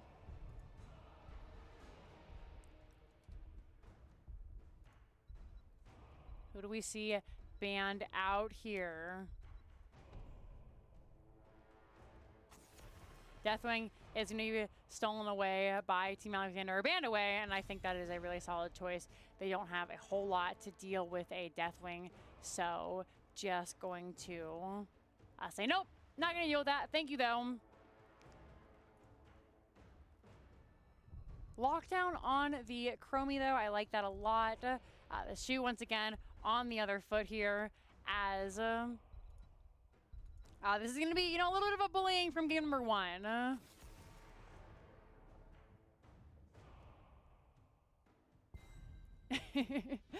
Cassia going to be banned out from the side of Team Exodia, so just looking to remove that team fight potential from these small and close spaces, which we have seen in both games. She has been pretty devastating. In fact, Cassia having a 100% win rate in the series so far. Both team picking it. Both teams are going to, just say, never mind. Rhaegar, Raynor coming out, and Rhaegar, Raynor, lockdown on Chromie. Do they go Bloodlust here? Do they go Bronze Talons Bloodlust? Because that might be really disgusting if that is the pickup. I know that Hyde is just really comfortable on that Rhaegar, so it could just be another comfort pick. We will have to see. Gondar, of course, going to be playing that Raynor. And then following it out, if it's not broke, don't fix it. Red Robot going to jump back onto the Varian. We saw the struggle coming out from Team Alexander into that taunt Varian. And Kevin gonna grab the Tassadar here. Tassadar, great for countering Varian. Nacho Jin will take the off-lane Uther.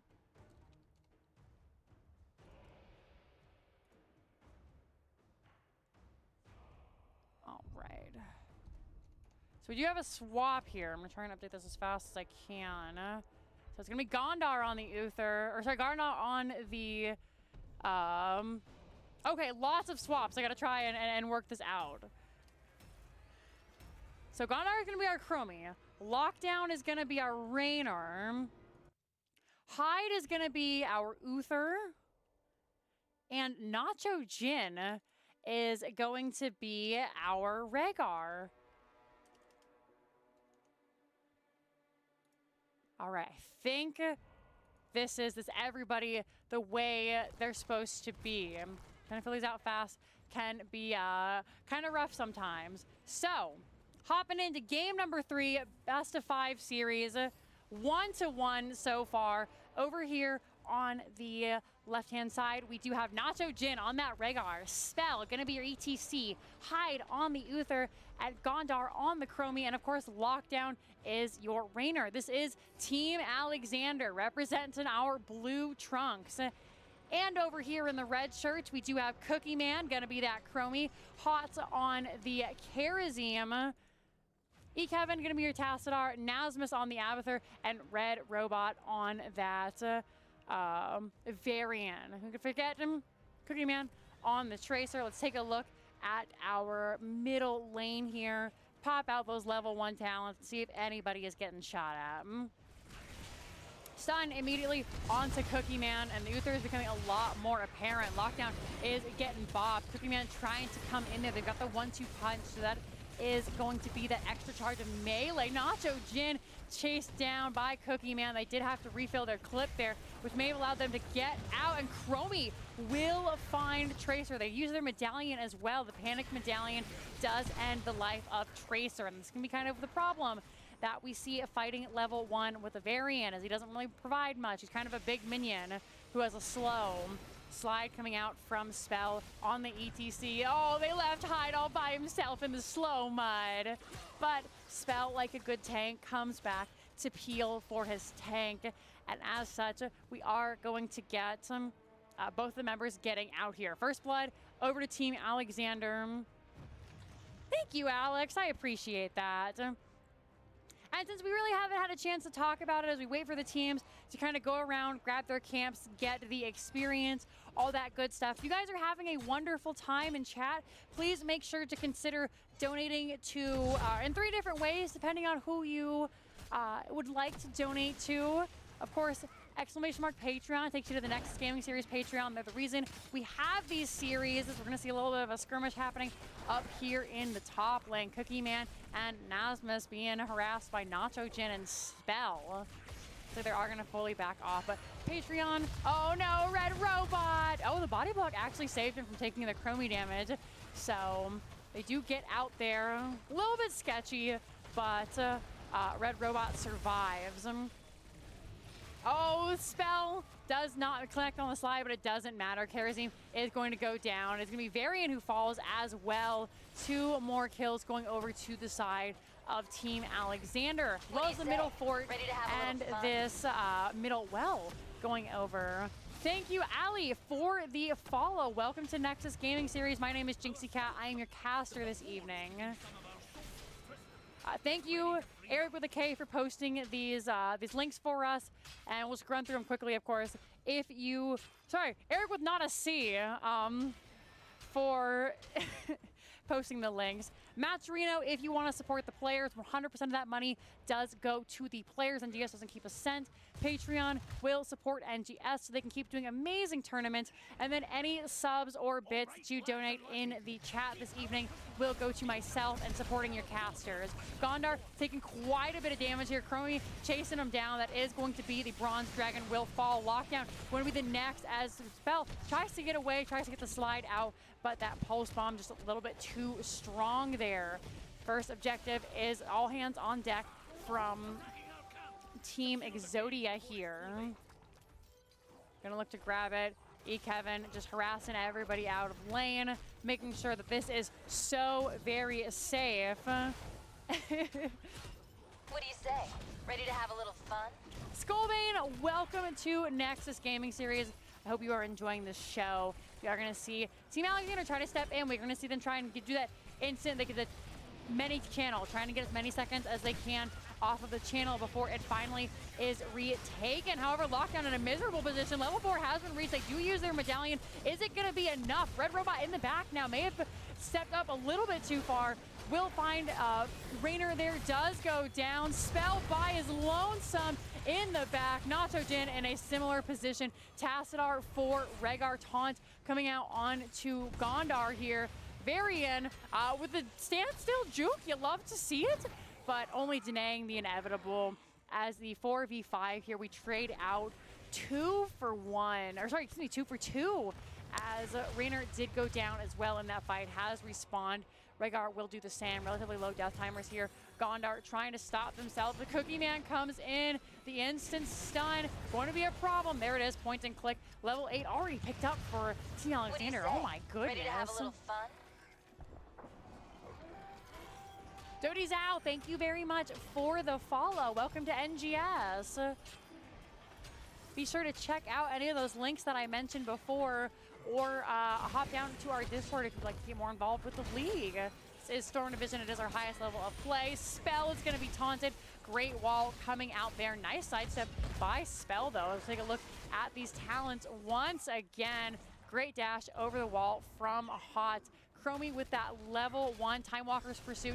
Just going to try and keep vision of everybody in the area. Going to see Red Robot takes quite a bit of damage in the back. There's no way to get out. Varian still does not have that shield wall yet, and as such, going to fall down. Cookie Man using all 3 blinks to stay alive. Can Raynor do enough? She's got 62 health. Hot has been hit by that temporal loop. A stop onto them. Karazim is going to fall, and this is the danger that I was talking about. Not having that 5th body to soak damage to come in. Abathur can definitely do a lot with the hat. They can give a little bit of heals, but there isn't a whole lot that the teams can do before level 10, which has been hit by Team Alexander. And there it is. There it is. You can't see it because I've hidden my mouse, but it's Bloodlust for Rhaegar. These fights are about to get a lot nastier in favor of Alexander here. We're gonna push with these cavalry folks. Nacho Jin in the top lane, super low, has to back out as Cookie Man is merciless. Looking to find him. Oh, gets hit by the Abba. That makes it worth. Abba, or Tracer with an Abba hat. That feels awful. Red Robot trying to find anybody here. Gonna get stunned by that Hammer of Justice. Temporal Loop comes out. Slide comes out. ETC tries to use the Moss, but a great Medallion does end up saving his life. Karazim, though, gonna go down. Nacho Jin was playing with fire. Died to Cookie Man. You don't take the 2v1. Out comes the time trap. Tried to find Kevin there. Was not able to do so. Avatar has been popped. Archon has been popped. Finally, Cookie Man is coming in. Gone with a nice heal from Hyde there. Able to stay alive. Oh, that's a big chunkin'. The second support is not alive. The Hyde's cooldowns are long. They have gone for the more sustainable build with that Hammer of the Lightbringer, of course, and then the Holy Shock. So Guardian of Ancient Kings as well. Of course, that being the heroes that are stunned, rooted, or silenced, gets 50 armor as opposed to the normal 25 that Uther provides. So not opting for the cleanse. Instead, since taunt does count as a silence, they will get that 50% armor whenever anybody is taunted. And it makes sense not going for the cleanse. Really, taunt is all you have to worry about. This is a very low CC comp from the side of Team Exodia here. It's Bloodlust for Uther's auto attack stun build. I mean, it's disgusting, so I could 100% see it working. And Hyde, I don't think he knows he's the support. We've gone for the Divine Storm here, taking a look at any of these other talents. This time we do see Karazim's opted for the Divine Palm, so we'll be able to help the team out when they take some of these really bursty damages here. Level 13 online for the side of Team Alexander. We can take a look. Chromie, of course, got hers at level 11. The Gnome speed ahead, which is the movement speed and the health regen whenever she hits somebody with that Sand Blast. Bottom boss taken by Team Alexander here. Racing this down with amazing speed thanks to Rainer. Exterminator level 1. Unstoppable comes out. Out comes the Bloodlust. Hyde is very low. Cookie Man equally as low, though. Nasmus in the back with the clone. Not going to be enough. True Tracer goes down. Karazim goes down as well. Tassadar getting bopped. Next is Karazim, and only the clone remains, but not for long, as Abathur. I was wondering. I was like, that's incredibly confident by Nasmus there, but they are going to rotate away from that objective. Not going to get slapped by the Alterac defenders there.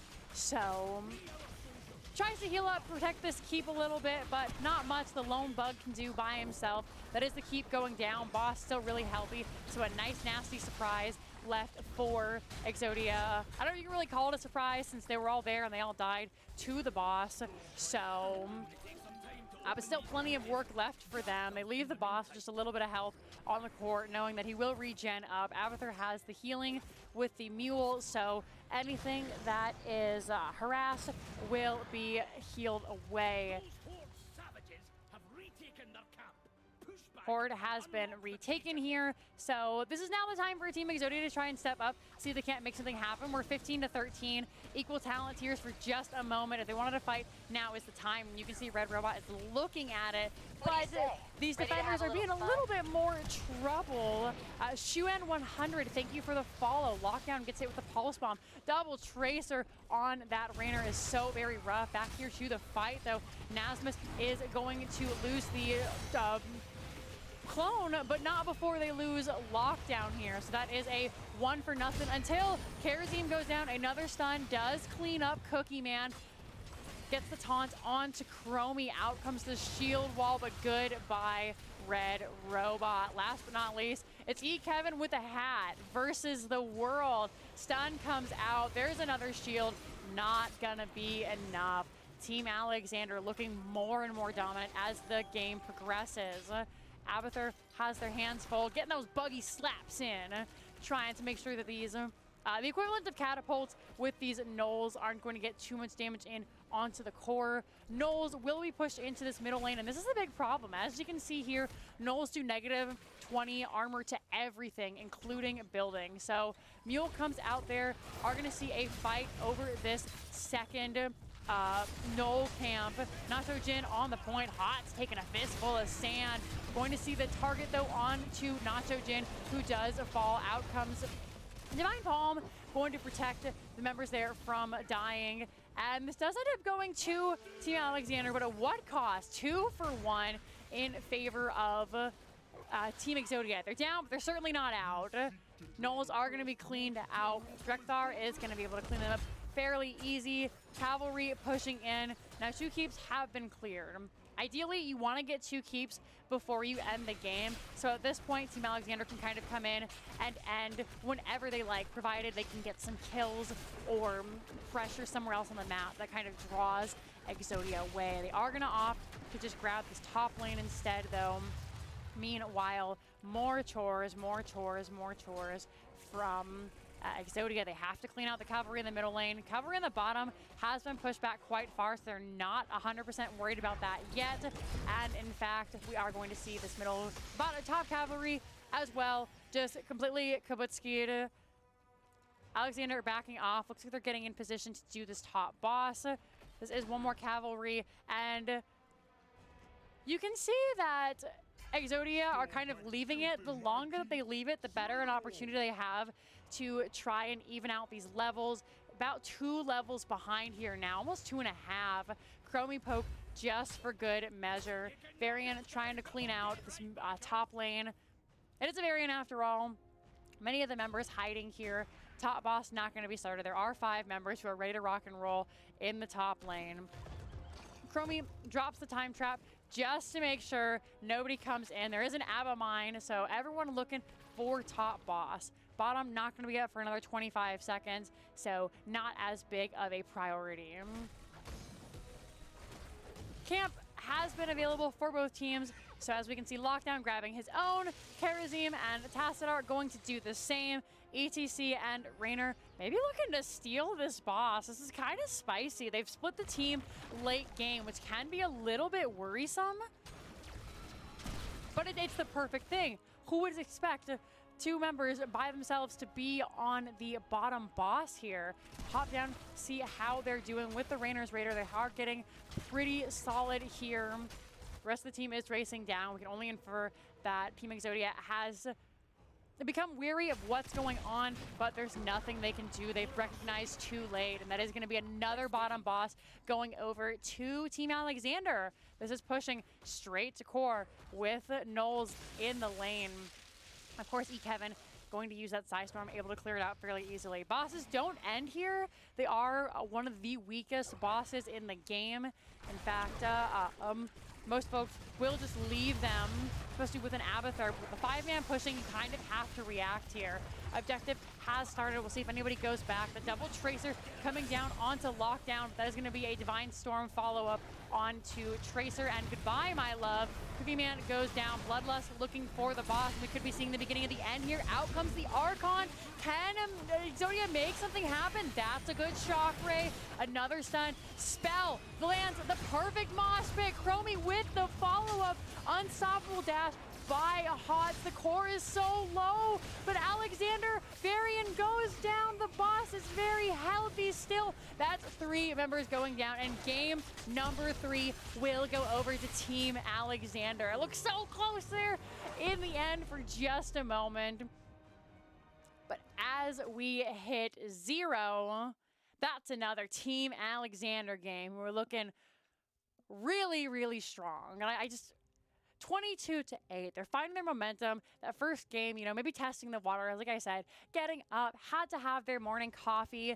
But now they are online. They are ready. They don't have to worry about rebooting the computer anymore. No more VPN issues. And they are dominating. 22-8. Still a very valiant attempt there by Team Exodia. But in the end, it just ended up being the early game pressure from ETC, the instant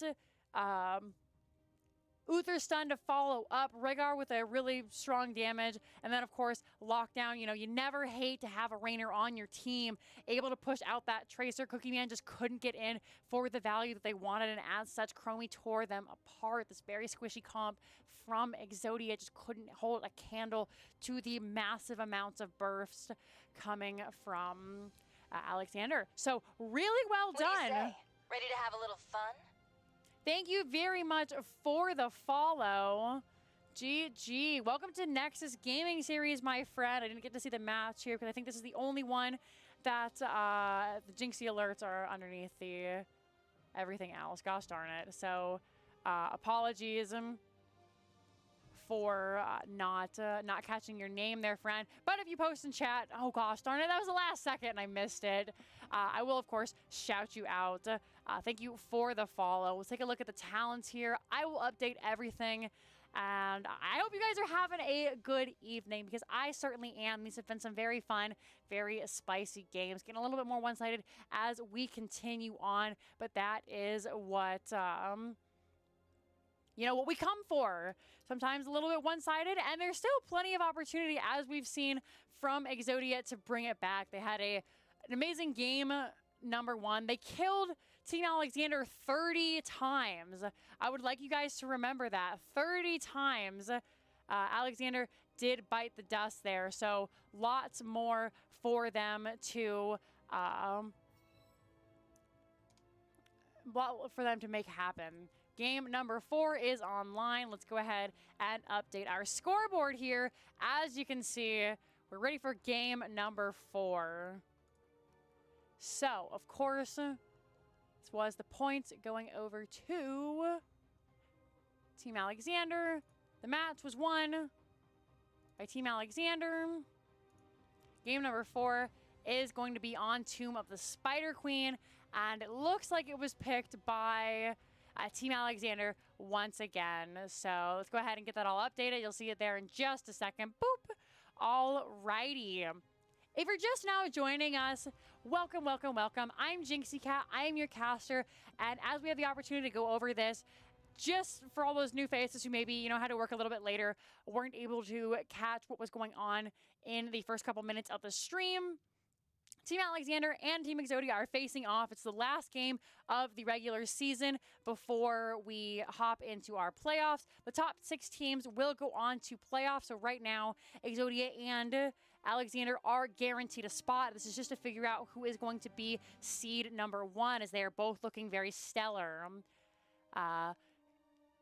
The first pick was Team Alexander, the option to take us to Battlefield of Eternity, where Team Exodia ended up sweeping the floor with them.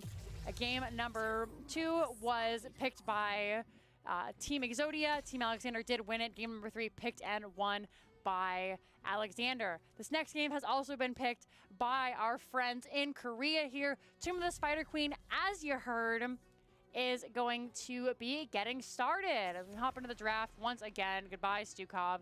We don't want anything to deal with that. Hyde, he's just tooting strong.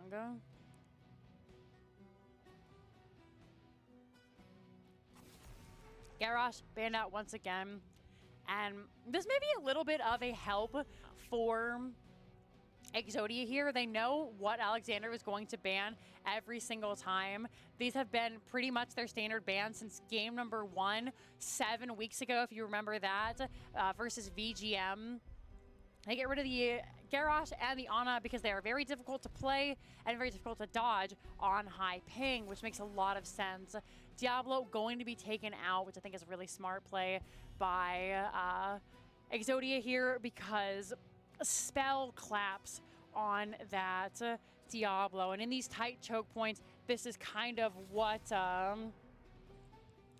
you want to do. You want to find those rotations. You want to get the kills. And first pick, Chromie going over to Cookie Man. And right now, I think Chromie has a 100% win rate as well. No. Yes. Chromie has a 100% win rate, as does Cassia right now, if I'm remembering correctly. Trying to go back, and I'm pretty sure, yeah, ban game number 2, won game number 3. So here we are, Cookie Man once again on the Chromie. Now, one of these win rates will come to an end because Cassia also has a 100% win rate this evening. So Anduin, Cassia coming in. I like the Anduin from Hyde because there's always been the joke, your support is a healer, they're not a miracle worker, and they can't fix stupid. Anduin can fix stupid. If you see somebody coming in and he's like, you're really far out there, and then maybe, you know, they get Johanna comboed into this beautiful Gazlo setup, as is just a very common engage wombo from Team Exodia. He can at least save one member of the team. So whoever he likes the most will be pulled out of this combo, and everyone else just has to die. That's really, really solid pickup. Bans coming through. Malfurion going to be banned away. Great call by Alexander. That's something that can follow up with Gazlo and Johanna. And if you pull everybody in with the Gravo, you can just follow up with the Twilight Dream. Mong Fevin, thank you very much for the follow, as we're going to see ETC banned away. I hope I'm saying your name right, friend. If not, then I sincerely apologize. But welcome to Nexus Gaming Series. I'm Jinxie Cat. I am your host. Game number 4 in our best of 5 series. Do we go to game number 5, or did Team Alexander take it home right now? I should be updating my draft ticker. So as we wait for the bans, I am going to do that. We got Cookie Man on the Chromie. We had the bans. It's ETC and Malfurion. I'm silly. Spell gonna grab the Muradin. Nacho Jin. If it's not broke, don't fix it. Is going to stay on that Malthael here. Johanna, really solid pickup from Red Robot. This is arguably her strongest map. Same with Gazlo. And then, as we were talking about before, the Gazlo Johanna is a devastating combo. Lunara and Stukov going to finish out the draft. Sorry, not Stukov, Deckard Cain. I'm looking at Stukov and typing, you get it. Deckard, Lunara, I like that a lot. I think Anduin, since they can have kind of a lapse in that healing, where you just have to kind of wait for everything to come back, especially if you go for that bold strategy, level 1 does make for a difficult time rotating around, of course, getting those heals out. That poison damage is really going to pay dividends for them. Junkrat gonna be the final pick here, and I like it. Junkrat does a lot. He, if you've seen my cast before, my Storm Division cast, I'm sure you're sick and tired of hearing these kinds of things. But every time we see a Junkrat, I have to make the joke that Junkrat exists not to win, not to lose, but to make everybody as miserable as possible. Are going to potentially see that here, getting folks thrown over the wall, all that good stuff. So we hop in for our 4th game, potentially last game of the evening. So over here on the left-hand side, we have Nacho Jin on the Malthael, Spell on the Muradin, Hide on the Anduin, Gondar on the Cassia, and Lockdown on that Junkrat. And then over here on the red-hand side, our Team Exodia friends are going to be Cookie Man on the Chromie, Johanna on that Red Robot on that Johanna, Nasmus will play your Gazlo, Lunara is E. Kevin, and Deckard Cain is going to be our friend Hot. A little bit further here, bring up the talents. Murden going for the Stormbolt. Everybody fairly standard. Always like to see what Johanna's level 1 is, and it is going to be that cooldown reduction on the Iron Skin, going for the Hold Your Ground. Big stun coming out. Tide taking quite a bit of damage. Spell jumps in, has to jump away immediately. Cassia already getting 6 stacks on that Thunderstroke coming in. Chromie opting for the Time Walker's Pursuit.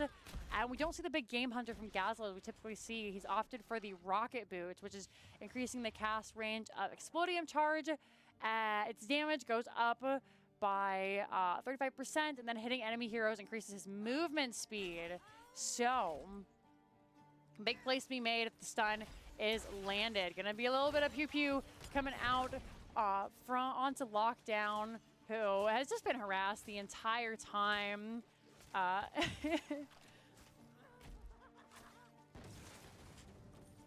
Everyone looking to soak it up, get what they can. This is kind of the lull of Tomb of the Spider Queen, and Spiders is kind of a lulling map where I mean, sometimes it's, you know, LULL, sometimes it's LUL, depending on how the boss throws go. Should see a skirmish here momentarily over this bottom camp. Looks like Team Exodia is already getting into position here. Bruiser camp was picked up by the side of Alexander in the meantime. And not much of a contestant. Spell is on the point, but he's taking quite a bit of damage, has to jump away. It's going to get caught in the Decker Cane roots. Immediately out comes the Leap of Faith onto Gondar, and that is going to be the camp successfully taken by Exodia.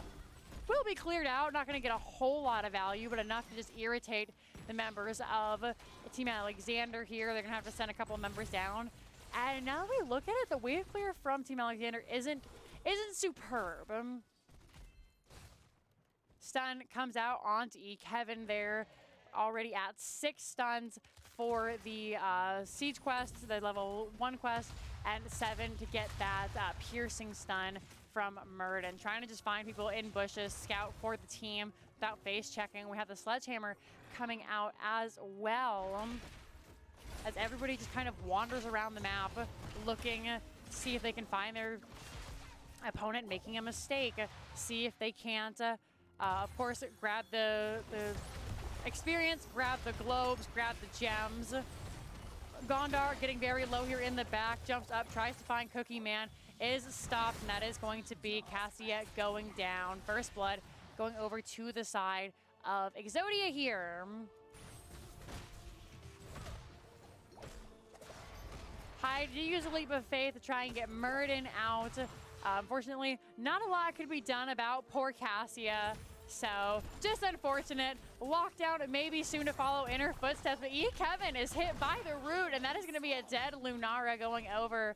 Gazlo tried to help. Potts tried to help. In the end, wasn't enough. Gonna do a little bit of an interrupt, and that Gazlo laser is so annoying. You see him charge it up, you see you're standing in it, you're like, gosh darn it, go away. And then he's out to for like 3 damage, and it's just enough to ruin your day. So Nacho Jin and friends duking it out around here. Potts and Nasmus looking to find exactly the same. We are 6-6, so let's take a look at some more of these talents. Chromie going for that. A proper greeting. We don't get to see this much, but damaging a stun rooted or slowed enemy grants an additional 25% damage for 5 seconds. So I literally call it a proper greeting. It's just a big giant like F you. Do have the root coming out, another root to follow up. Immediately the medallion has to be popped by E. Kevin there. That's a 5-minute cooldown going over. Either team can look to turn in down. Chromie does fall up in the top lane there, was caught out. Sorry for the T2ers, everybody. Red Robot just being a good Johanna like they should be, soaking away this experience, trying to grab out these gems as best they can. Oh, come on, guys. Gazlo gonna find Junkrat down on the bottom. Nasmus is very low, though, and Nacho Jin is looking for him. 23 gems if Nacho Jin can get in there, but he has 18 of his own, doesn't want to risk it. And you know Nasmus is feeling so smug right now. Super watching this mini-map, making sure we don't miss any more kills. Chromie going to harass even more there. Nasmus better be careful. He's gonna find a couple of globes here. Finally picks up a potion before he's healthy enough to stay. Tries to grab these gems, but ends up having to leave one because that's very far forward to step up. Rotation comes out, 42 gems on the side of Red Robot. So either team's game right now to get this first turn in. It's all about what they're gonna do with it. Chromie trying to get a little bit of a spy onto that bottom lane there. They are zoning in the top lane, making sure nobody can turn in.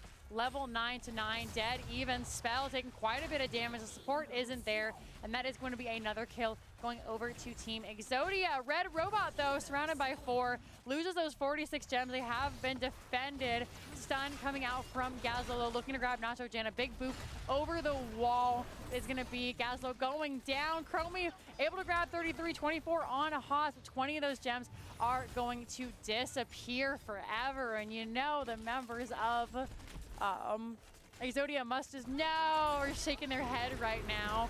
Nice salvation, saves Lockdown's life. You can see the little da-da-da-da-da, ha-ha-ha, thank goodness. Oh, good. Oh, Deckard Cain is going to be pulled out by the Valkyrie here. Level 10 was hit by Team Alexander, immediately coming to the rescue. Hyde saves the day. He saves it again. Gondar, please. The man can only do so much. Chromie not going to predict the right way to go. Spell going to get the stun off, and that is going to be Hyde flexing why he's one of the best supports in the game. Was picked up for CCL there for Sidestep Kings.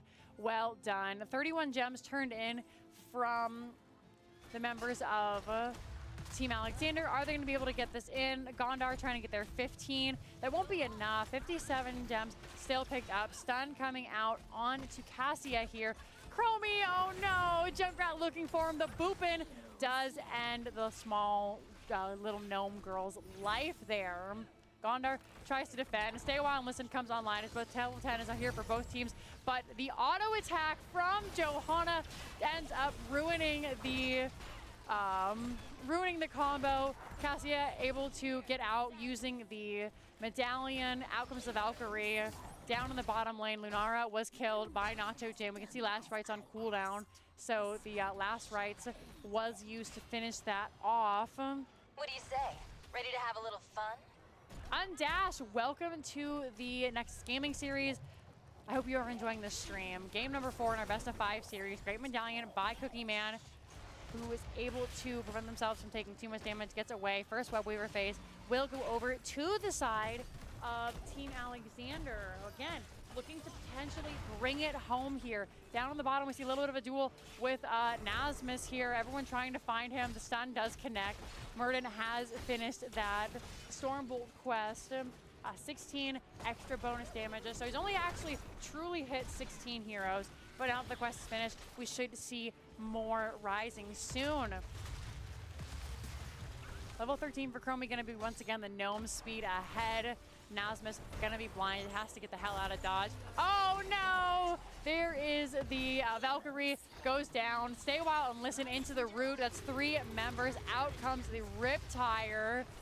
Cookie Man takes quite a bit of damage. Spell in the back being harassed by Lunara. Web Weavers finally do fall. No forts have been taken. In fact, as we look, so far it's top towers, 1 tower mid, 1 tower bot.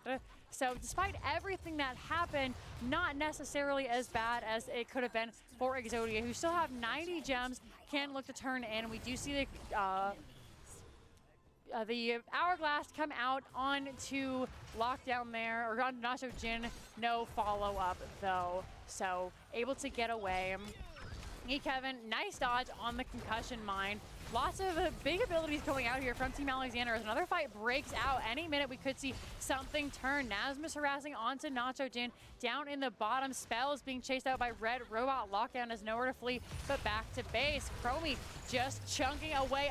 Another stun coming out. And great use of the Leaping Faith. Gondar does get out alive, and that's exactly what we were talking about. Anytime that oh gosh darn it, Lunara loses it to last rites, does die once again. Out comes the nice avoiding of the damage there with that salvation. Deckard finds himself going down. Another 30 gems going over to the Abyss. As Team Alexander know how to take these team fights. The team fight was there. 62 gems will still find the turn-in. None at all yet for Exodia. They haven't had the chance. The points have been goaltended so very well by Alexander. There really hasn't been an opportunity for anybody to step up and get the turn-in in. Nasmus playing with fire as the wholeness of Team Alexander steps up. They're going to look for this top. Maybe? Nope, opting to go for middle. Usually the top lane we do see have a lot of priority as it is the boss lane. Stormbolt has been thrown out there, does not connect. We'll be down for a couple of seconds. Nacho Jin killed in the bottom. We finally caught one. Everyone fighting everywhere. Stay a while and listen is good. Slowing stance comes out. Hyde can't pull himself. It's another member going down. Gondar uses the Valkyrie, tries to get everyone away. A stun coming out from Gazlo. Spell has to use the Avatar. Red Robot very low. He's got 64 gems. He can't die. Everyone needs to die for him. Cassia will fall, and Junkrat going to be the only one who gets out of here. Spell gets away as well. Meanwhile, though, top fort was taken down. So great play despite losing 3 by Team Alexander. They lost the fight, but they're winning the war of attrition. Level 13 for Lunara is abolished magic. So that's Lunara's version of a post cleanse. So any of the CC that comes out, any of the poison damage that Malthael has, Lunara can remove.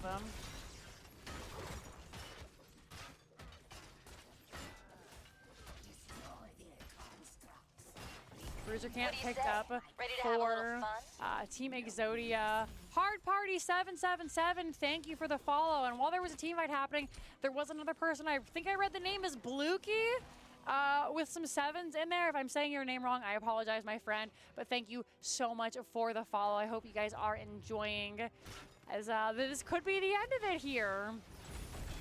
Exodia is having a really rough time trying to get back into this. They still haven't turned in a single gem. They have 96 gems. Nasmus has 10.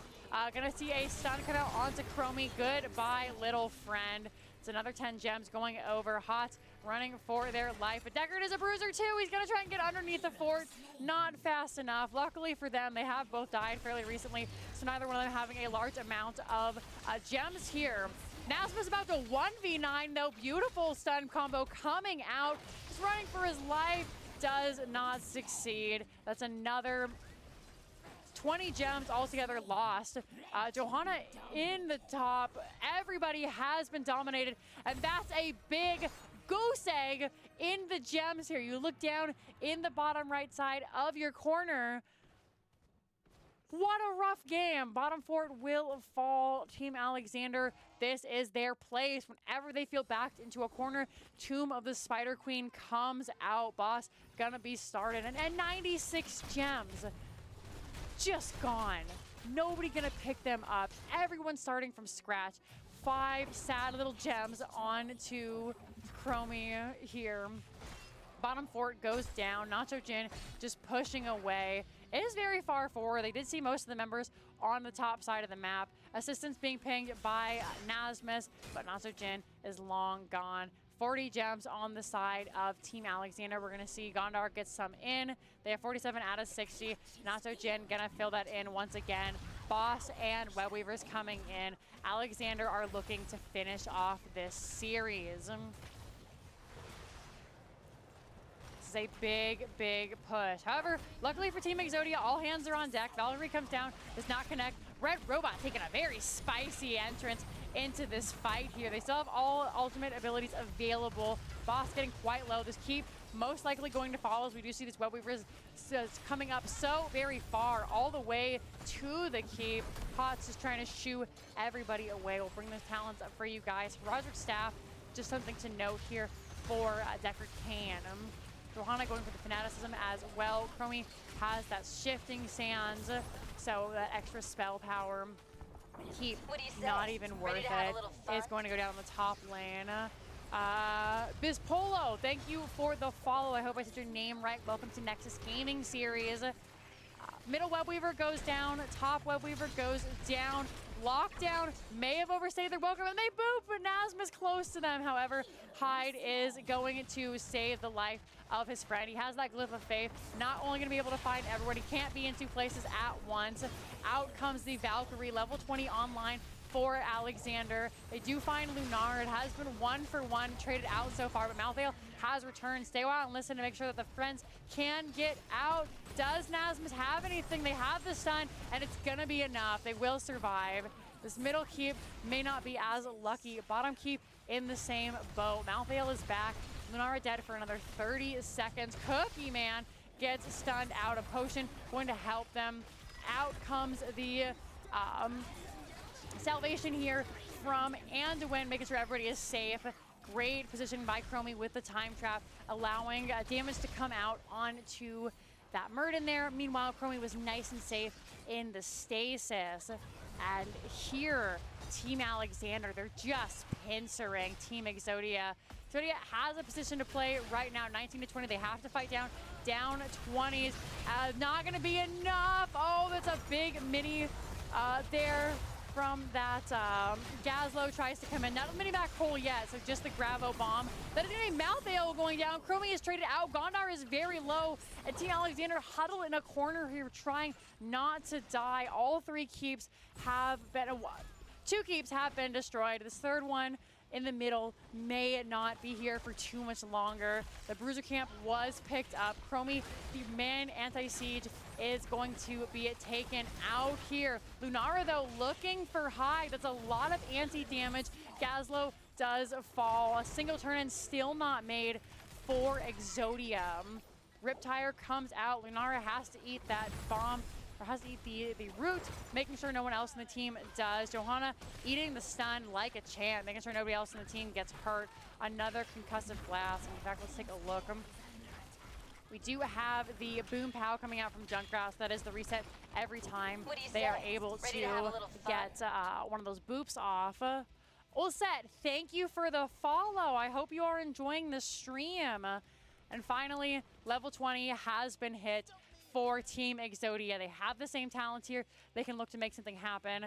44 gems on the side of Alexander, who are backing up, looking to grab their own Bruiser camp here before pushing forward.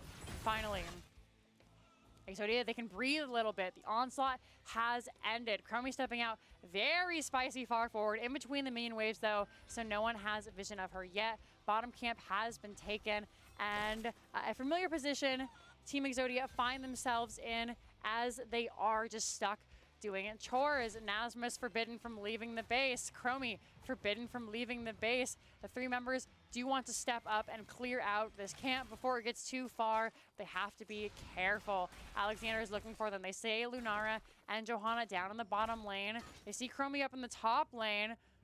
This is very dangerous. They don't know spell is there. Any moment, Alexander could come in. Root being cleared by Hots here. Bruiser camp taken care of, and the patience from Team Alexander waiting for the right opportunity to strike. Junkrat does drop those nades. We did go for our junkie quest at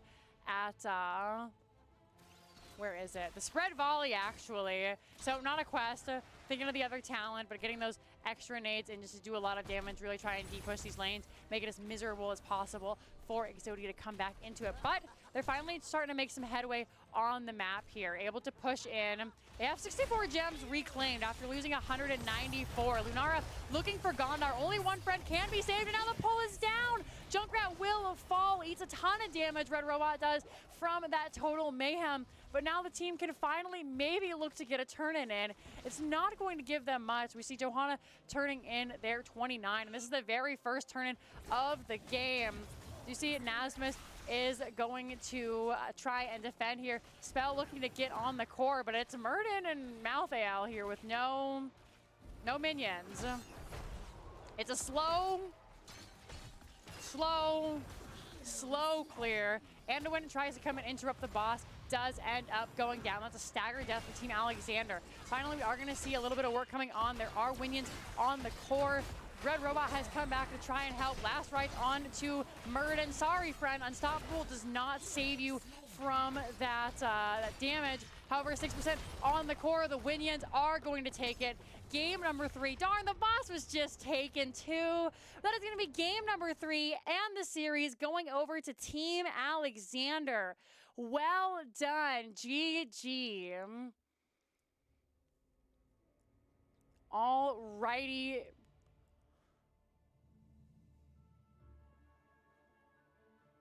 (20-11). A little bit of life from Team Exodia in the last couple of minutes of that game. They got a lot of kills. They finally started making it, but the salvation, so well timed by Hyde, really shut down a lot of the momentum of Team Exodia there. So another beautiful play by Hyde. Nacho Jin just kind of farming Kevin with the last rights there. Unfortunately, we didn't get to see most of them. That's my bad. It's hard to keep track of 10 players all at once when they're always bonking each other. So we can take a look here at some of these talents if you didn't get to see them during the game. Really well done. It was good all the way up until the last minute. They were getting those kills. They had the staggered deaths. It looked like it was a comeback for Exodia, but the smart play of Nacho, Jin, and Spell to go core, despite, I was like, this is kind of stupid. It's a Malthael and a Muradin. What could they possibly do to end the core? And it turns out they actually do quite a lot. When the whole team isn't there, the minions are pushing in. They were able to get the clear off. You saw Nacho Jin, when Muradin was on the core, making sure that Nasmus was preoccupied, was just pushing those waves along, ushering in the catapults, because that's what did the real damage. And unfortunately, even though Red Robot came back, they got the kill onto Hyde. It wasn't going to be the end there. So that's going to be it for us. Congratulations to Team Alexander. They are the #1 seed moving into playoffs. This is the last match of the regular season. I'm 90% sure if I'm wrong. Don't quote me. So really, really well played by the teams. The top 6 will move on to playoffs. Big shouts to Team Alexander, only losing 1 series this entire tournament so far. It was a really great job. They have been, the #1 everybody's been looking at for the last couple of weeks. Everyone's had their eye on them, and every week they have actually stepped up, shown lots of prowess on the battlefield despite playing with 800 ping. So really, really well done from them. I hope you guys enjoyed. That's gonna be it for me. We'll have this season out with the playoffs as soon as we can. It looks like we're doing 2 matches a week for the playoffs, so you guys will have to tune in to watch that. Once again, I have been Jinxie Cat. I've been your host. If you enjoy this work, then please exclamation mark in casters in chat. You can follow my own personal Twitch there, twitch.tv/JinxieCat. We do a lot of casting. We play Heroes of the Storm. We play World of Warcraft. We've been doing a lot of fun stuff with pre-patch. Just had one today that was an absolute delight, looking at some of these new zones. So please consider checking that out. If you liked the casting tonight, if you think I did a good job, or if you think any of the casters do a good job, past, present, future, moving forward, whenever a caster is on the NGS channel for Storm Division, if you donate bits, if you donate subs, that was 100% go to the casters. So please consider doing that if you can. If not, it's been an absolute pleasure just hanging out with you. I love seeing you all in chat. I loved hearing your opinions on the draft. I liked it. When you guys get hyped about those opponents, that makes me happy because, I'm the one casting it. I love to see your chat. I love to see you guys, let's go Team Alexander. Or like, no, Exodia's got this. Don't even joke. Well, thank you, Alex. You have been a pleasure. I appreciate you guys so much. And of course, !Matcherino, Patreon to support the players and NGS respectively. NGS, you can support the division for as little as $1 a month, you guys. That is a chicken sandwich from McDonald's. I'm sure we could all do during quarantine with one less McDonald's chicken sandwich. I know I've gained the quarantine 15, so just something to consider. It's Jebus or Jebus, I'm not sure. Thank you for the follow. Welcome to Nexus Gaming Series. And then, of course, last but not least, Matcherino will 100%. All of that goes to the players. We're at $1,300 right now. So the teams will get to divide that up amongst themselves, whoever is the winner here. And we're still crowdfunding for that. So if you want to help out the players, give them a little bit more incentive to give you some good games like this, then consider donating to that. That's going to be it for us this evening, guys. I hope the mods raid you over to someone fun. I have no power here. I'm just the caster. So big shouts to them. Thank you, Eric, with not a C, with a K. That is going to be it for me. You all have a lovely evening. Stay safe out there. Lovely morning if you're joining us from Korea or, anywhere else over there in the East. Thank you guys so much. You've been so wonderful. And we'll see y'all later. Bye-bye.